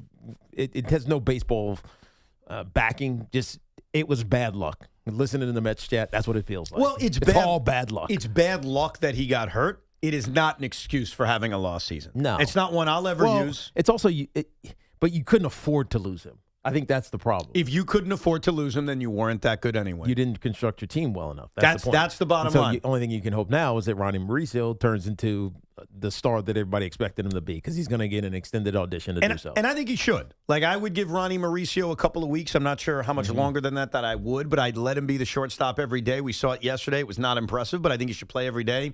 And I think if he's bad, then you could resort to moving Bo Bichette to shortstop and Brett Beatty to third base. I think that's an option. I just wouldn't use that option right now. I would give a young player like Mauricio a chance to play his natural position and see what he's got. But it sucks, man. It's horrible news. And now you need everyone else to step up, including a returning Juan Soto. So we'll see if the Mets can build off of it. They have won 2 in a row. They've got 3 games against Colorado this weekend, an off-day Monday, scheduled off-day Monday, and then the Nationals. Yankees, on the other hand, are finding ways to win every night, mainly because their pitching is freaking awesome. Yeah, especially those top 2. Oh, my God. And now they go to Houston, where they'll try to continue the momentum. Let's go to Clay in Far Rockaway. What's up, Clay? Hey, guys. I have a point on the Malik Neighbors thing and on the Giants' second round. Yes. If the Giants are looking at Boston for receiver, they're going to have to jump Vegas, because Vegas is going to draft him right before. I mean, it makes sense. They need a receiver. The number 1 is Trey Tucker there. Right. They need a receiver, and they need to put someone around their young quarterback. And it's tough to trade up not having a third-round pick. It's going to make it challenging to be able to do that. Yeah, the Giants are stuck right now. It's a fair point. But as Sean was alluding to, and you're not alluding to, he outright said, there's good players that they can take at other positions of need. So I don't think they'll reach to bring a receiver up to that point that doesn't need to be at that point. And they could always sign Odell Beckham Jr. True. He's waiting in the wings. Mike in Rumson, New Jersey. Hey, Mike. Hey, how you doing, guys? Good afternoon. Good. What's up, man? What's up? Yeah, I was absolutely in disbelief. I mean, Malik Neighbors is absolutely correct. I mean, who's the better person to talk about somebody's ability than someone who played opposite him? Right. And to just like discount what he said, do you really think that Caleb Downs playing for the Cowboys is not going to have an influence or an impact on the games he plays against the Giants? Oh, of course he is. I mean, it's ridiculous. But here's the question, Mike. I think so. Here's the thing, Mike. You're not. Malik Neighbors was not wrong for what he said. I agree with him. That was the first thing I said to you today. It's just the fact that he said it. Yeah. It's like it would be like me being like, oh my God, Brian Dawkins. I remember him when he was at Clemson when I was in Virginia, and I got to see him every day. If I had said that, it'd be like, dude, you're a bitch, man. Like, shut up. Just go beat his ass. But his overall opinion, I agree with. I would have taken Caleb Downs. 100%. But what we need to factor in, and it's the crux of the debate we've even had over this, is what if the guy they took is awesome? Right. What if Mawanoa turns into the next great guard? And he could. And he very well could. And then we'll have the debate like we had about Odell Beckham Jr. versus Zach Martin. Mm-hmm. Like, hey, was it the right choice? Right. I mean, yes, Mawanoa is a wonderful player, but did we screw up not potentially drafting this all-world safety? And what makes it tougher, and this is not the Giants' fault, even though I would have selected Downs, is that he ended up with Dallas. Right. Because there was a very decent chance he wasn't going to end up with Dallas. He could have ended up somewhere else. And then maybe it lessens the load of him not being a Giant because he's not in your division or not in your conference, hypothetically. Either way, if you missed any of the show, rewind it on the free Odyssey app. Also, if you didn't check out our big draft party last night on YouTube, you can always rewind that and watch it. Or you could keep it right here to WFAN for live sports talk all day. You'll be able to hear the tears of Craig Carton in a few minutes because he's very upset that he didn't get his way last night with his basketball team. It happens. He's coming up next with Big Mac. We are back Monday at 10 a.m. Enjoy your weekend, everybody. And this Odyssey Sportsman